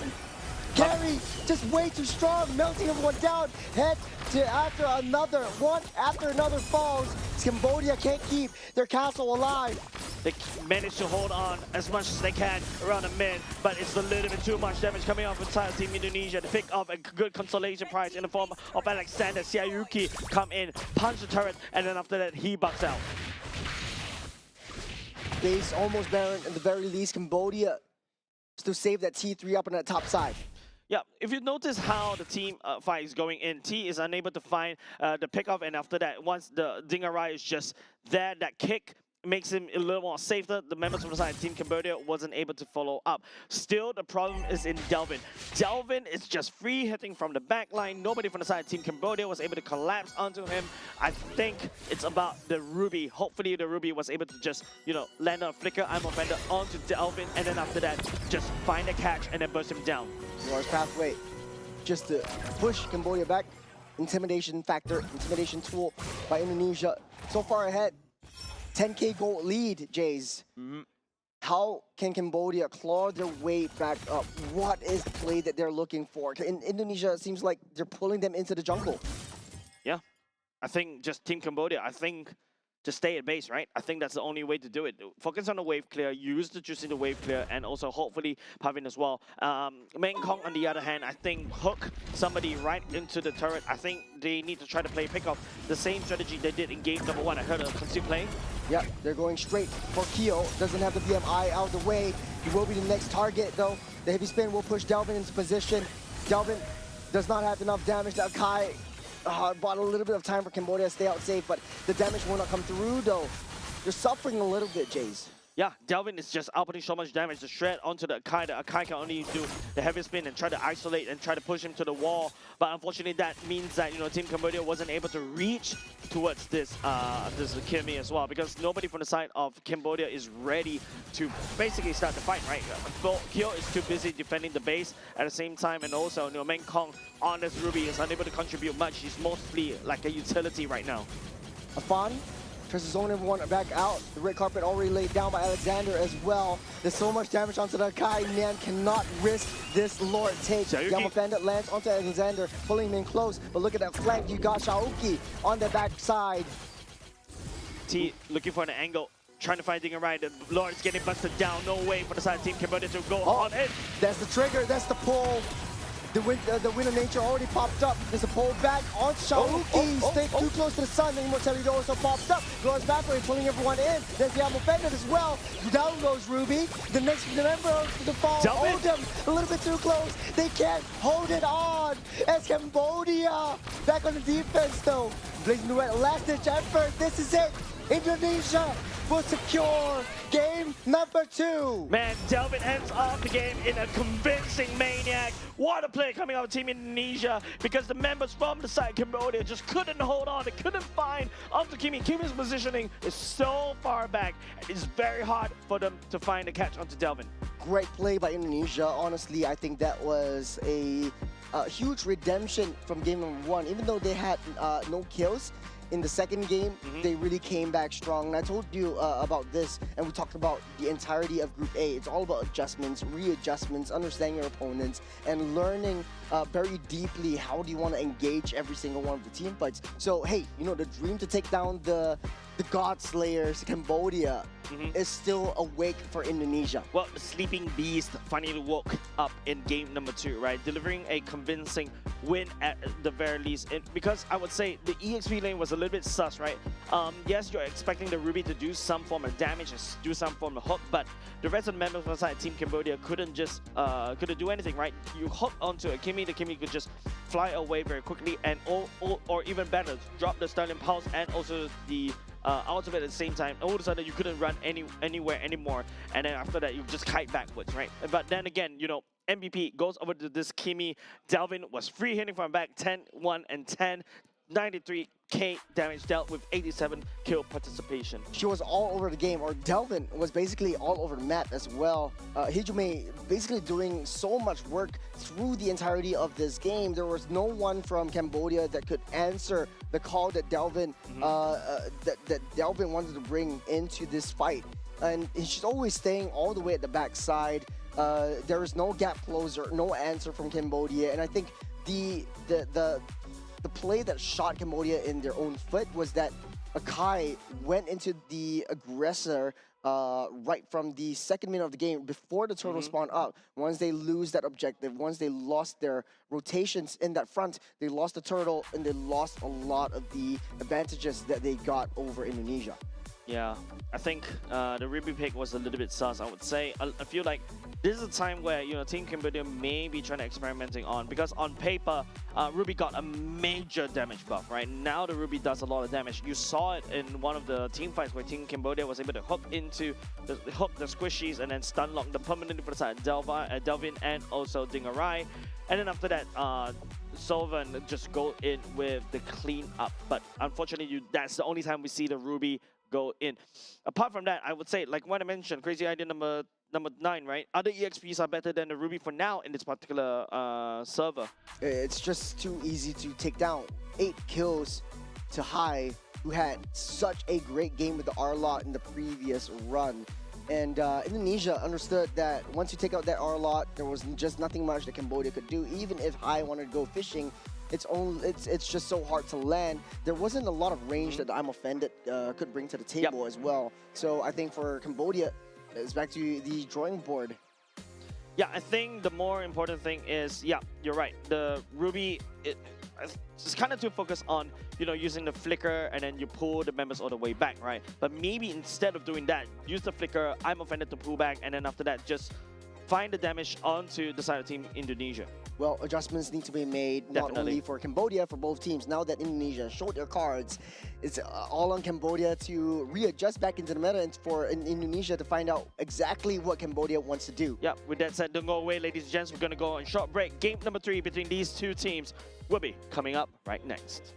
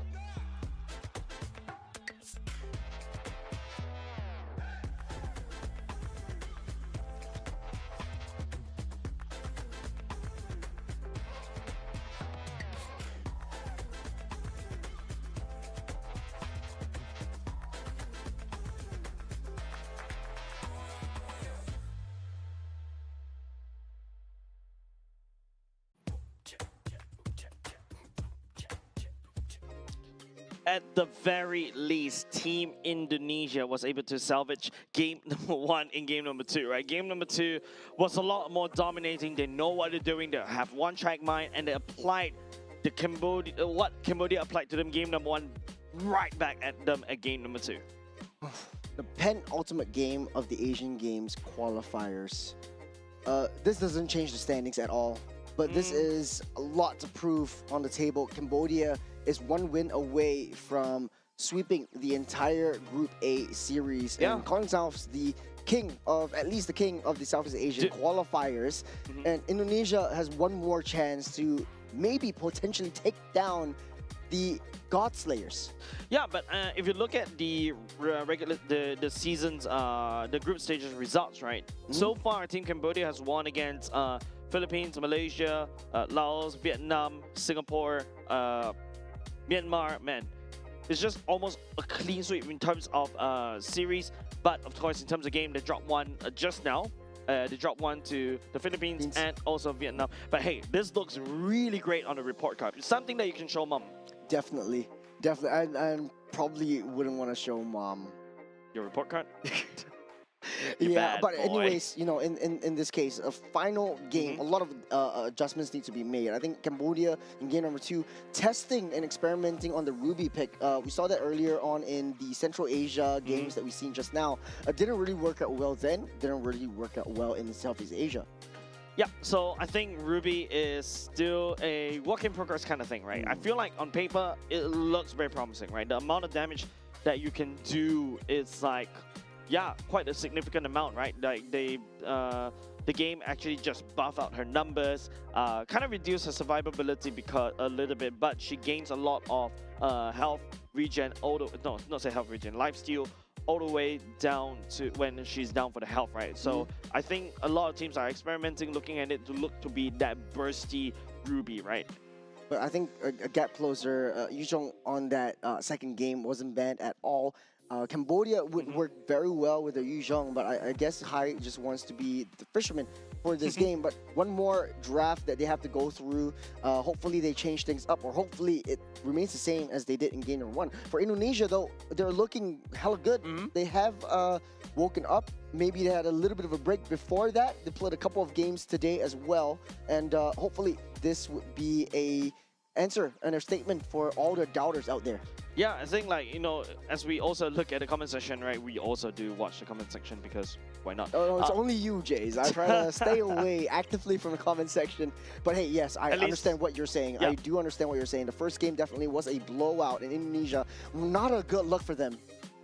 Broken Walls this time round for game number 3, the last game. I assure you, this is the last game that we have for you in the 2026 Asian Games Esports events MLBB qualifiers. Technically speaking, the roster has been set. Who's going over to Nagoya? Technically speaking, not a lot of stakes already, but of course, what's at stake here is your national pride. And of course, you know, dropping the match over to Team Cambodia is also something that they need to be paying attention about. Yep. On the blue side, it will be Indonesia. On the blue, you got Phobias, Arla, and the Marcel band. On Cambodia, on the red, a little bit of a ban on the Fanny, Freya as well. I think a big issue for Cambodia itself is the Pakido. Hopefully they take that out of the game. Indonesia definitely understands that, hey, I don't want to deal with the R-Lot anymore. There's quite a bit of issues with the R-Lot coming into the picture. And hey, I just don't want to get that forced reposition. The Pakido is banned out, so it is a pretty brand new draft for both teams this round. Yep, at least R-Lot is already gone and Marcel is already gone. First pick coming out on the blue side is going to be the Claude. We're going to do a very quick reset of the API very soon, and after that give you, because to be honest, it's a little bit interesting, right? Not too sure which side is which, right? Because if you notice that Cambodia flag is on the left-hand side, but it is a Team Indonesia one. So we're gonna do a quick reset. At least from there, we have a better sensing on, at the very least, what's going on. But in terms of the bans, I think at the very least we can cover the bans, right? Because these are heroes that you will not see anymore. The Phobias, the R-Lot, the Marcel, and then after that you got the Paquito, Freya, and Fanny. Common suspects as of now, just accept the fact that, you know, the R-Lot and also the Paquito got removed. So question for this game is gap closers are definitely going to be a very high contention rate for both these two teams. And speaking of gap closers, Cambodia are going to solidify the Baxia, not going to try the Akai once again. Carry going to be picked up back in the hands of Keo, who did a pretty awesome game in the previous game against Malaysia this afternoon. Indonesia going to pick up the Chusin and Akai for themselves. And it kind of seems like, hey, even though there's blue side and Akai usually is that R2 pick, you're seeing it in the B3. Carry pick, like what you mentioned. Very prioritized, right? Kyo seems like he's been playing a lot of carry in for today as well, whenever we see them on stream. For the side of Baxia, of course, high octane gameplay, that's why not. Juicing being secure by the side of Team Indonesia is absolutely awesome. It counters against what? It also protects the Akai as well. And maybe perhaps make it easier for the Akai or perhaps the Juicing to land down the damage from afar. The Yuzhong selected for the side of Team Cambodia. Yeah, big dragon flying everywhere, and then after that, hopefully land onto either the Cloud or the Juicing. But these two heroes are very slippery. The BMI and also the Crimson Beacon allow these two heroes to basically reposition to safety. So Yuzhong is, we talked about this a little bit during the break that we had, but I was just really saying, hey, Yuzhong is a great gap closer. You do very well in the early game, within your lanes. No matter what EXP lane your opponents pick, you're able to hold yourself up. Just because of the little spin that you have, if I remember correctly, there's also a little bit of a damage buff from that Yuzhong as well. And not only that, the Black Dragon form allows you to zone them out. You don't necessarily have to land a Petrify onto any one of the members, but you create that space and opportunity during the major objectives, which is what Cambodia naturally thrives in. Going into the second stage of the bans, the Matilda and the Glue being banned out, they understand that Alexander is a big threat towards their entire Death Ball composition. Indonesia, on the other hand, banning out the Yves, might possibly go for the Farsa ban? Question mark. Or even, putting the Kimi onto Cambodia as well. Valentina. Would be quite interesting. I feel like there's also the Valentina threat that Team Indonesia can potentially look out for, right? You get Valentina over to Cambodia. Cambodia can also take the... Then there'll be that awkward Beyblade fight. But it seems like teams are not going to think about the Valentina. They're going to ban away the Gord instead. Gord Baxia is a good one, but combo, massive burst, you knock into somebody and then just unleash the laser, right? And then after that, just let it rip, right? But also, you also got burst potential coming out from the carry as well. So yeah, I think that's a okay ban coming out from Team Indonesia. I feel like, of course, this is a slot for the... that's going to be the mid lane and the roam. I feel like Rome is the R4 pick here. Yeah, take away the mid lane, the roam first. Cho works well, able to disrupt, get into Juicin, but you're constantly getting pulled back. Yeah, find a pick off on somebody. Okay. I've been teasing it for the past two games. I really wanted to see the Balearic in picture, and finally Cambodia pulls it out of their pocket. Trust Cambodia to bring out pocket picks that we never naturally see. We've seen Balearic a couple of times, but hey, in this lineup, it works so well. Anti-dive, which is precisely what Indonesia wants to do. I like how animated and what the coach is when the Balearic pick goes in, right? It's like clapping his hands right there. But I agree, Balearic could really clap onto Claude very easily. It also denies what Akai wants to do as well. You slow down the heavy spin activation. Also, you trap the Juicin in that area. But Balearic also, the main punching back for the side of Juicin, right, can easily pick Balearic up and then throw them around. Nisha going for the Badang. We haven't seen this in a while. And the CC, the Crazy final last game in Indonesia does not disappoint once again. Crazy idea number 6, CC coming into play. Works well against tanks, deal tons of damage against the Baxia. To a certain extent, the Balearic as well. But Badang on the roam to stun lock everybody. This is going to be a festival of CCs for both of these two teams. Speaking about CC, I love that instead of just one pocket pick, they're going with two. Badang we haven't seen in a while. I feel like it's still quite a viable option in terms of the early game. You have so much range. And we talked about the Kimi as well. This would be the best option for Sovan coming into the last match. But hey, Jace, This is psyching up to be a exciting battle, exciting matchup between Indonesia and Cambodia. What better way to finish this off than game number 3? Lots of stakes on the line. I mean, both teams are basically just going to go I into feel like the Nagoya stakes anyways. are definitely going to be the national pride, right? Of course, if Team Cambodia beats Team Indonesia, don't forget this is the alter ego stack. Yeah, I feel like Team Cambodia will definitely feel a lot better for themselves as they head over to Nagoya for the 2026 Asian Games Esports events, MLBB. I think Cambodia also understood and they learned from their mistakes. They're pulling out all the stops, and I think this would be one of their best lineups just yet. Indonesia, on the other hand, though, they do have quite a bit of adjustments that they're making. Shaoki on the CC, and we've seen how sneaky he is when he plays this game. It's all about that speed run. It's all about that early game. It's lights out and away we go. Cambodia and Indonesia, game number 3. Yep, and apart from that, you got also the Kimi coming on from the side of Team Cambodia. I mean, you saw how Kimi can be really impressive, especially landing down the damage from afar, bursting these enemy heroes, and also start ramping up at gate level 1 as well, right? Because you do a lot of burst damage, sorry, a lot of chip damage, but for a very quick time. Delvin being a little bit annoying, just pushing Tai back into the picture, back underneath their own turret. So they have that mid lane prior at least for the first 40 seconds of the game. Taking a look at the emblems. Support emblem coming up from the side of Alexander. Yep. Typically, Being you able also have to- the Thunder Belt, and then you heal everything back up with the Fist Crack as well because you have the basic attack effects. And not only just that, you also roam around the map a lot faster. But speaking of roam, oh!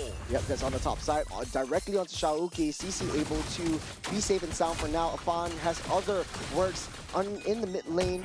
Tai taking a lot of damage, able to walk out safe and sound. Sovan taking a lot of damage as well. The power of Alexander is you're able to push them back. A little bit of a stun up, 0.5 seconds. But Cambodia still even Stevens. No one is losing their life. No one wants to make a mistake. Yep. So far, the gang was great coming off of Nem, knowing that the Bucks are definitely looking for early game picks off. And top side, look, CC looks very easy to pick off, right? Technically speaking, early game, kind of squishy, but still very mobile. If you don't have a hard lockdown to lock him in place, it is just going to be very difficult to catch onto the slippery CC. It'll take a little bit more time for the XP in the mid lane to get that level 4. At least you have some form of a viable power spike to fight in this turtle that's spawning up right now.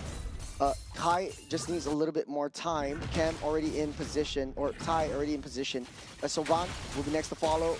Indonesia trying to fight their way back. Alexander pushing this Baxia away. The zone of potential is strong. Black Dragon form comes through. Turtle already at a third. That's the heavy spin already used up as well. Nam will secure that. And Cambodia wins out the first objective of the game. And Shaoki taking a lot of damage and taking the hits. That's the first rotation coming in from Kyo all the way from the bottom side as for additional support. No casualties so far in the first turtle fight. Alexander locking up T right there in a very awkward position, building a wall. But now it's going to be the members from the side. Delvin trying to fight a pick right here. That's the backup coming in from Nam. You've got a lot of rolling. You push Alexander back just in the nick of time. That's the first blood up on that top side. A solo kill from High. Good enough. Solo kill for High on this Yuzhong is absolutely wonderful. The snowball will start. Even Xiaoyuki already used the vengeance earlier. Just now will not be able to use it then. I feel like it's the difference between it's the curtain call wasn't able to be landed down onto the Yuzhong. Therefore, the Yuzhong pick up the kill.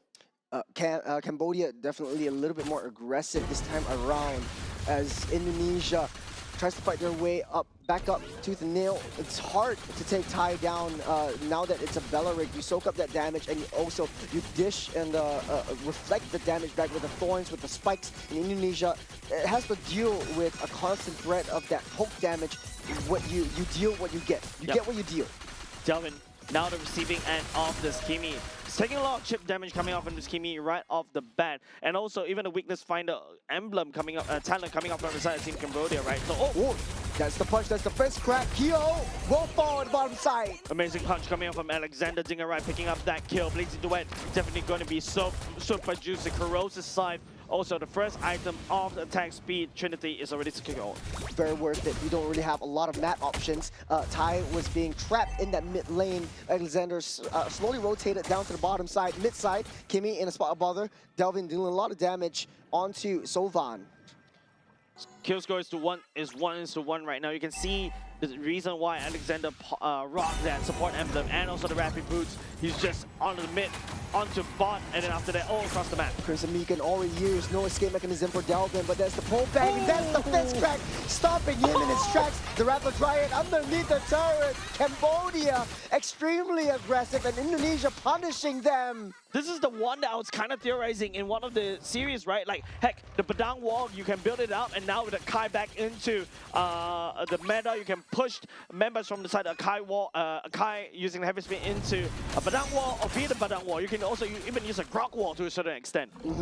Just build a wall, which is what Indonesia did earlier on against Cambodia. Cambodia likes that very heavy aggression, and they're making the mistakes because they're forcing the dives underneath their turrets. Indonesia are waiting for Cambodia to come into the fray. Take a look at this replay. Alexander waited for Dalvin to use their lantern to bring them underneath that turret before the best crack came into fruition. Cambodia starting off with this turtle. Nem in position. You got a Rapid Dryad to taunt. Nem picks up that turtle on the backside. Dalvin taking a lot of hits from that Black Dragon form. The shot residue will heal everything back up as Cambodia got what they can, and they're out of here. Yep, 2 turtles in the pockets as well, but of course this is still a consolation prize, right? Earlier just now they lost, I believe that was Nem and also another Nem right there. And so that's definitely a bit of a consolation prize, but I want to see more coming out from this one more combo that we just witnessed, right? A fun on the heavy spin, Alexander building a wall right there. I think Alexander in the previous team fight,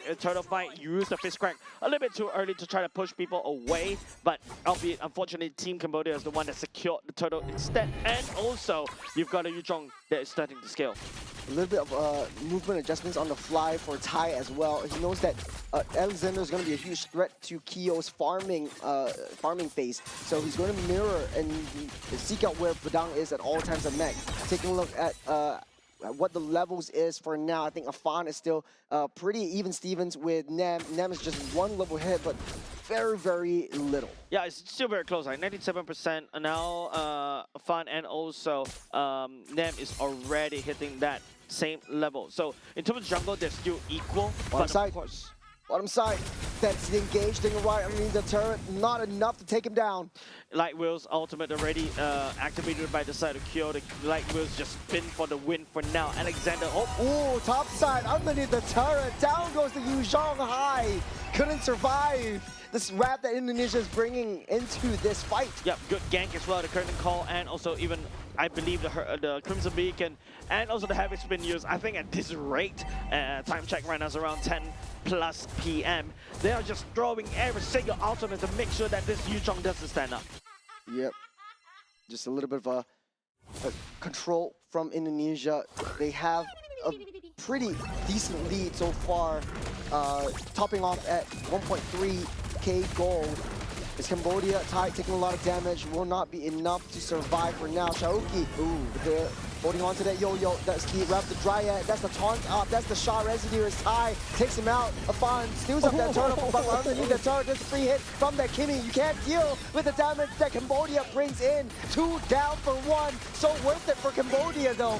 Dingarai might be the next to fall, but he's playing uber safe. It's no way that he can step 1 foot close. Another counter re-engage on Dalvin. No Crimson Beacon, no problem. Kyo takes that down. Team Indonesia was in the driver's seat all across the board. Team Indonesia was able to do the combo that we expect. Let Alexander build a wall, fizz crack, make a fun, push everybody in, and OCR, you can just pick everybody up and throw them down on the ground. That's supposed to do a lot of damage. Just take a look right there. Even the Beleric using the ultimate way too early on, but it seems like, you know, the members of the time in Team Indonesia is running on steam. The Kimmy free hitting from the back because everybody is trying to congregate into that one small pocket from the side of this Badang wall. Alexander was just disrupting this Beleric and the Baxia, so hyper-focusing the ultimate on the tanks is not the main target.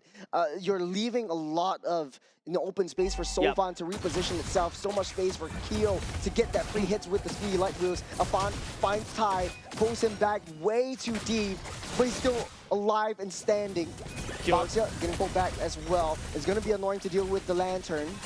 As Cambodia still up ahead. Kyo has already secured the golden staff as we showed, as we take a look at the items earlier just now. And of course, you know, during that fight as well, if you recall, Team Indonesia was able to find, Nem was able to find T as well, but the main problem is Sylvan and also Kyo were just free hitting for the backline, shredding through Afan, and Xiaoyuki doesn't really have the damage to deal with it as of now. Dingarai definitely needs a lot more items in order to deal with this heavy stack of tankiness. Petrify already used up. Afan holding on to the heavy spin. No heavy spin, by the way. Kyo making a beeline towards Afan. They want to take down this Akai, and they want to take him down now. The speed light wheels will not be enough. Alexander on the back line will not be able to find Kyo, though. The damage from this carry is starting to show as Indonesia struggling to break through Cambodia's defenses, and Cambodia finding the cracks in Indonesia's armor. The power of the Golden Staff is here, right? Kyo with the speedy light wheels was able to just shred through,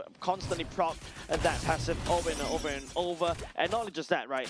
If Dingarai is unable to find a good lazy duet, especially towards the squishies, that's over. And the main problem for that side, the Team Indonesia, is how are they going to do that with T on this Beleric, right? Beleric, I feel like right now just counters every single thing what the Claw wants to do. They're going to play the map. Alexander wants to lock onto Kimmy.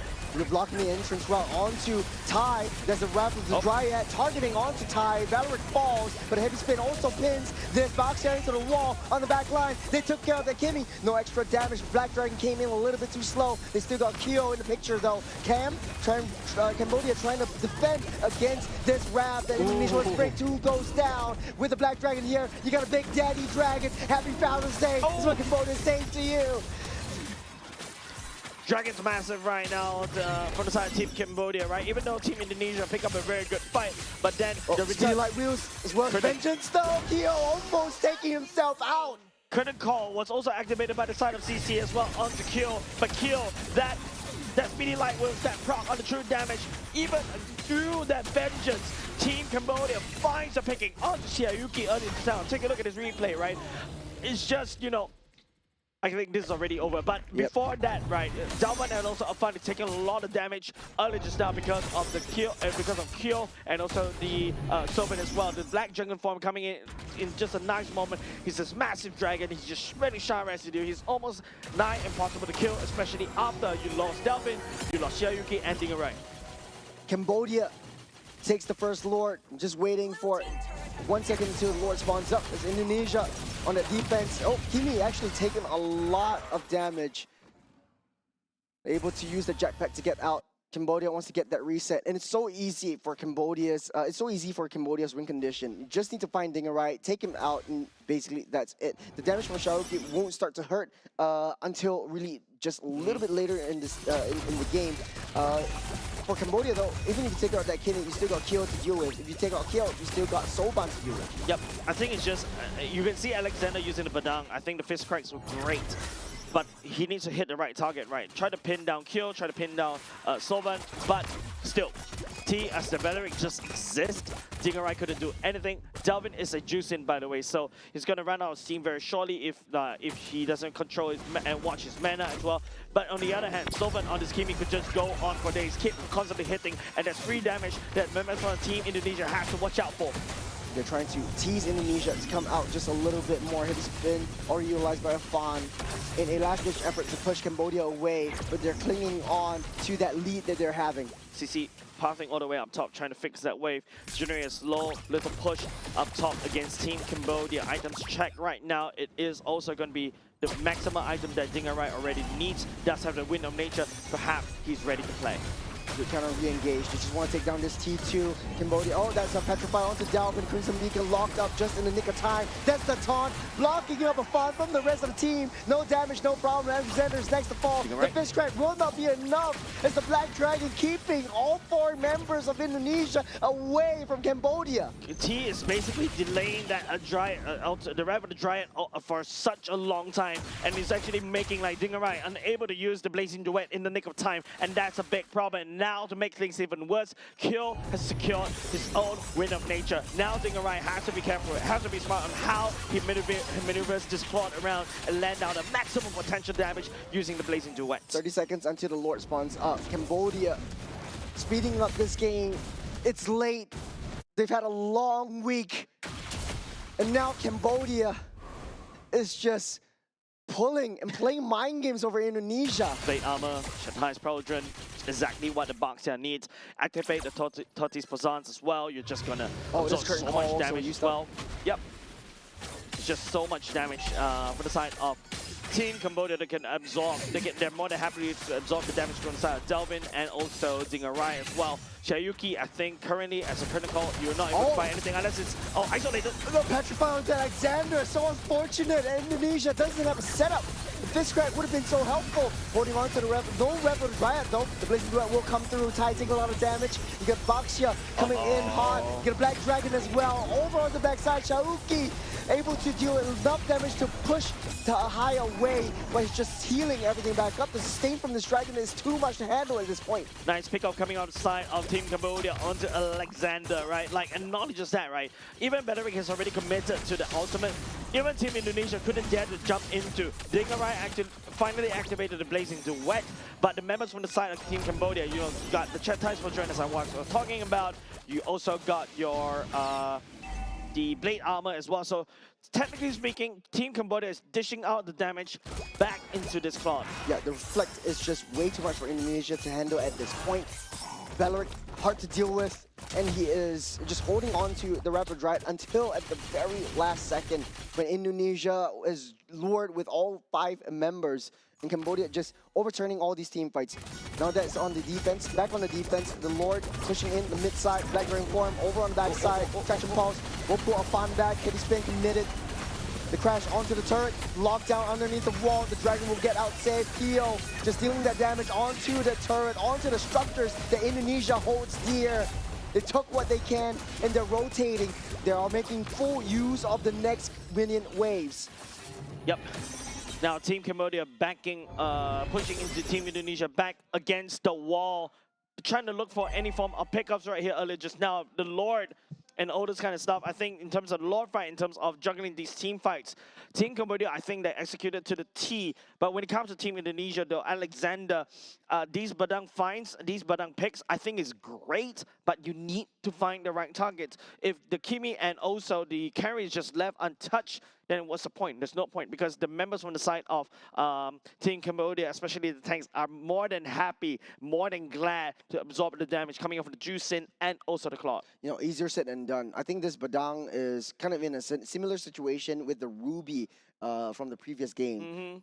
As much of the CC, as much of the crowd control abilities that you want to use from this Badang, it's just not enough. It's just not tanky enough. Because you also operate as sort of like a pseudo tank. You want to get into the midst of battle, but immediately getting shut down is a huge problem for your team. You always see that Badang is hitting the right targets. He's changing targets as and when he wants. There are also certain occurrences of a pick off from this Alexander as well, but Indonesia is just way too far ahead, away from the rest of the team and away from Alexander to be able to follow up with additional damage. I feel it's also, to the certain extent, right, the Beleric was a really smart pick, right? Yes, even though we kind of, during some of the shows, some of the drafts, right, I did say, hey, if there's a tier above S+, you put Claude right there, right? But now it seems like Beleric, this uncommon pick, is also starting to become a factor to basically kind of push that Claude away. Once Claude doesn't have the Blazing Duet, there's not a lot of damage coming out from them, and then after that, immediately just get easily shredded away. You know, not even the Blazing Duet, like even the auto attacks that Claude brings to the table. It hits. With a couple with the Golden Staff, that's 4 hits every single second, or a couple more hits every single second, that Beleric has the chance to reflect, has the chance to deal that damage back, and it causes so much harm to Indonesia, because without that Claude getting pushed back away from that Beleric, you have to, you're wasting time with that Claude sustaining through the jungle creeps, through the neutral creeps, to be able to heal back up and then rejoin in the team fights. So you don't risk that kind of situation where Claude is just free hitting onto the Beleric that, you know, you just really can't control that reflect damage. Yep. I think it's just, you know, Team Indonesia, hopefully they're able to quickly find a very quick solution, because, you know, you got Team Cambodia knocking on your doors, especially on your base turrets already, and they're still unable to solve the Beleric problem, right? And I think this is also a good game to kind of analyze. Even after today, right? Like, this is how you deal with the Claude. Like, late game, you don't use the Belleric as a form of engage. You wait for Team Indonesia to jump onto you. You counter engage. You unleash the Wrath of the Dryad, and then after that, just make the enemy hit themselves. Well, it's really difficult. The death ball that Cambodia is bringing, they're building a citadel, and their walls are made out of steel, and that steel has thorns. Belleric. Trees. And precisely, make it out of whatever material you want. They have thorns on it, and it deals additional spike damage, and it hits you back even harder with range, especially if you are a hard-hitting, tank-melting marksman like Claude. So, Especially if you rely on attack speed, right? That thing is going to bounce back at you over and over again. And if you don't really have the necessary life steal to kind of help to recuperate that losses, you're just going to get shredded by your own bullets. Because I've been there before as a Beatrix. Back in the good old days, Alpha with Blade Armor, Vengeance. And I hold a Wesker, the shotgun. Yep, that's an own goal right there. I literally killed myself. I literally just shot myself to death because of the reflect damage, and that was awkward. Tricky. With not a lot of range as well for Indonesia. 4K reflected damage back to me. Yeah, exactly. And so that's why, I don't envy the position of this Claude, right? It's a very difficult decision. When do I go into the Blazing Duet? When is it too late? When is it too early? If it's too early, the enemy would just pull back, and then after that, you're going to get sniped down. But if it's too late, hey, the rest of the teammate has just died. We talked a lot about Claude. We hypothesized about how Indonesia has this chance of coming back, and they're still not out of the woods just yet. And speaking of woods, Belleric definitely is one of those heroes that are extremely hard to deal with. But CC being one of the other pocket picks, what do you think so far? I think CC main goal is to really land a curtain call onto a single target. Right, I think that's where the CC is really strong at. Land that curtain call down double target, and then you're double basically target. trapped. You're basically this is the best case scenario. I don't think it's a best case scenario because the whole point of the curtain call is to basically use that to burst. Right, use a curtain call on a single target. You burst down that person, rinse and repeat, jump away. And because of how mobile CC can be, especially if you're the backline, if you get landed on the curtain call, hey, you're basically dead, especially if you're a single target. But if you get the curtain call on the two, you hope and pray it's both of the squishies. We're coming back from after the little bit of a technical difficulties from both teams. But hey, we're in this position right now. Cambodia does have a lead, Indonesia behind, and we hypothesize on how they could play this out. They need to be a little bit more defensive on how they layer in their damages, layer in their hits. It's all on Alexander's shoulders. He's finding the right frisk cracks, but there is no follow-up from Indonesia, and it's not hard enough. So far, it could also be, Team Cambodia reacting towards Team Indonesia's engages, right? That's why the Belleric comes into play. You got a Baxia to kind of force something, also peel for the enemy, for their team as well. The Kimi gets a free hitting from behind, slow everybody. Don't forget the weakness finder is also a very annoying talent on the Kimi as well. So yeah, Team Indonesia, maybe switch it around a little bit. Slow down the engage. Don't be the main one to engage instead. Yep, Kimi with the traction pulse to start the engage from. You got immobilization on Shauki. Can't even get close. Tied at the front line. Cambodia playing it safe. 50 seconds until Lord spawns up. Indonesia doesn't want to risk it. Yeah, don't forget, if you take a look at the side of Team Indonesia, they only crack open top side for the side of Cambodia, whereas Cambodia has a full access towards the core of Team Indonesia right in the mid. It's a team fight versus team fight. All playing 5v5. Indonesia trying to split their heads. They're sending Chusin to deal with the wave down the bottom side. You think it is a good position for Indonesia to be in, or would you rather send the CC? I think CC wave clear quite well, but the longer that Team Cambodia is actually staying around, yes, there's going to be Winnets pushing down. But that's a traction pulse on the Dingerai, almost taking him out. Oh my god, that was so close. That was the traction pulse that we are looking at, but it did not, luckily it did not boil down to a massive problem for the side of Team Indonesia. Now Xiaoyuki going for the Hunter Strike, realizes that he needs a little bit more damage to be able to deal with, and also that bonus movement speed to jump away. This is almost a full damage CC, right? Except for the Brute Force and also the Oracle. It's a full item, everyone. Tai getting pulled back by the Lantern. Will it be enough to take him down? CC! Oh! no more time. They're sounding the alarm. Cambodia trying to pull everyone back in. There's a traction pulse. The mitigator, the gap closer on the back line. Kyo, that's free hitting on the back side. They're pinning everyone down. The back guarding form a little bit too slow. 3 members down for Cambodia. It's 2 versus 4. And it's just a free hit from Indonesia. They found the strike. They found the cracks. As Indonesia might be able to cycle Cambodia all the way to the throne they go. Man, 20 seconds on the clock right here for the side of Team Cambodia. This right might be now, it. we're thinking right as well. And also, wait, Chase. how did this happen? This might be it. It's all over now. It's Indonesia, the only NPL region to be able to take down the God Slayers. Man, Team Cambodia. What was that? That was like, okay, I thought that was a normal pickoff for the side of Team Indonesia. They are able to find onto the targets. But all of a sudden, as I pointed out, Shiryuki has the Hunter Strike. And he's like, whoa, that's a lot of damage that you can do, even towards a Belleric, right? Yeah.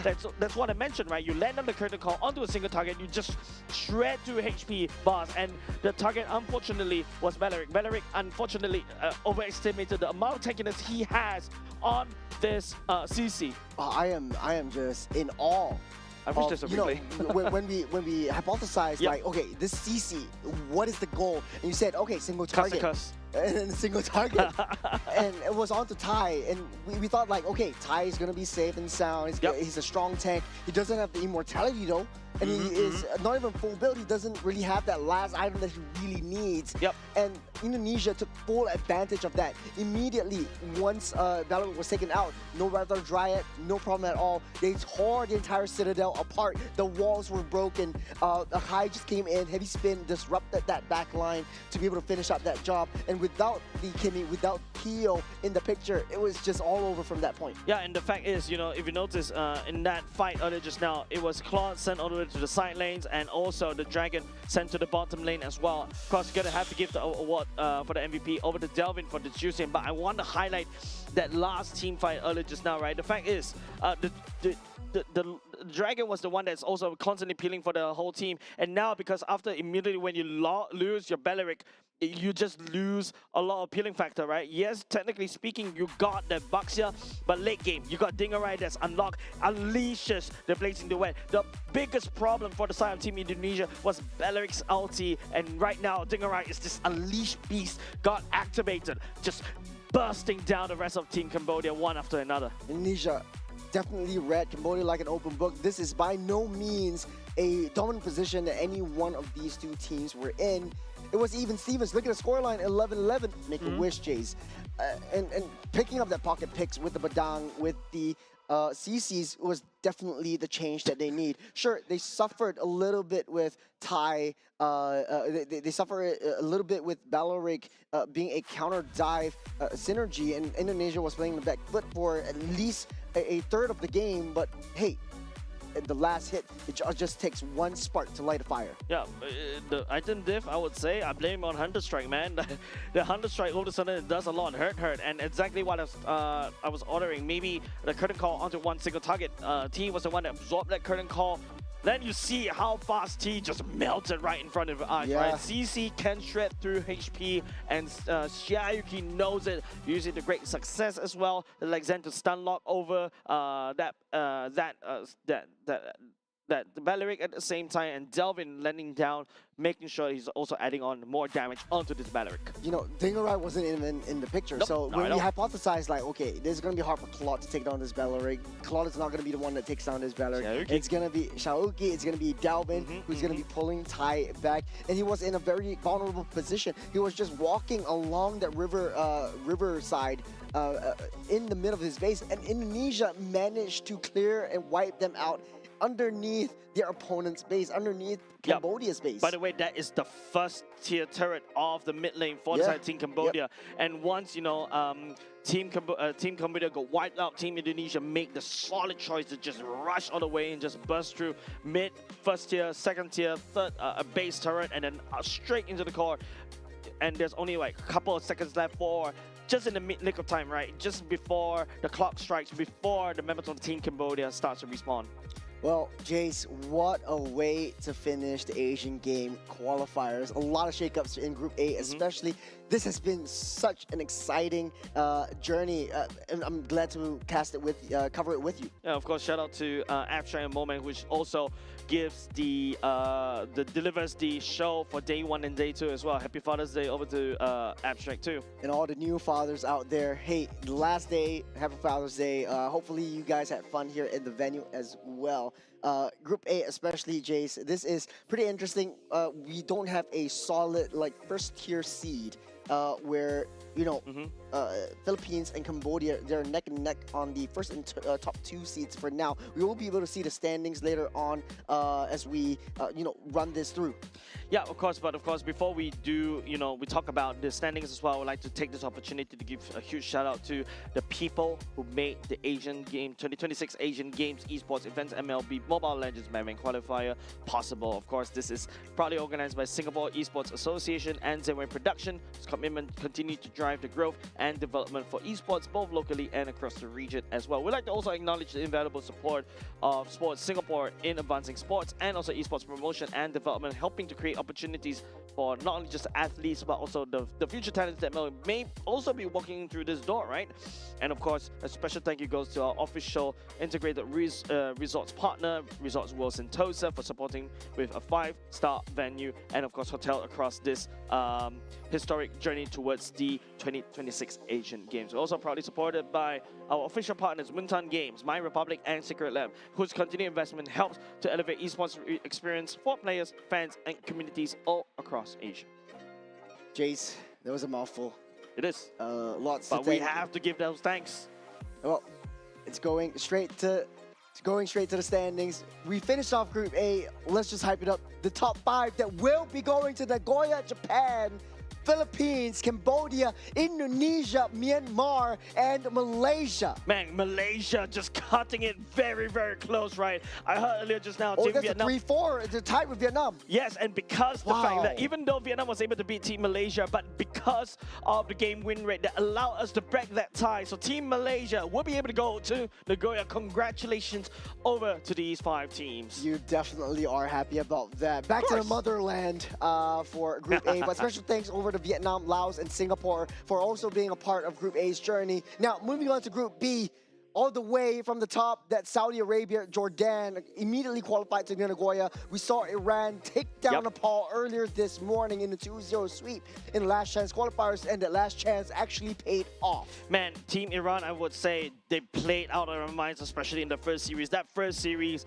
I would say, is just, who has the most steady of hands. It is Team Iran coming out from Group B. Congratulations for them to also qualify through the LCQ. As we take a look at Group C, standing congratulations over to Kazakhstan and Uzbekistan. That goes all the way to Nagoya. Good, solid performance coming off of Uzbekistan as well.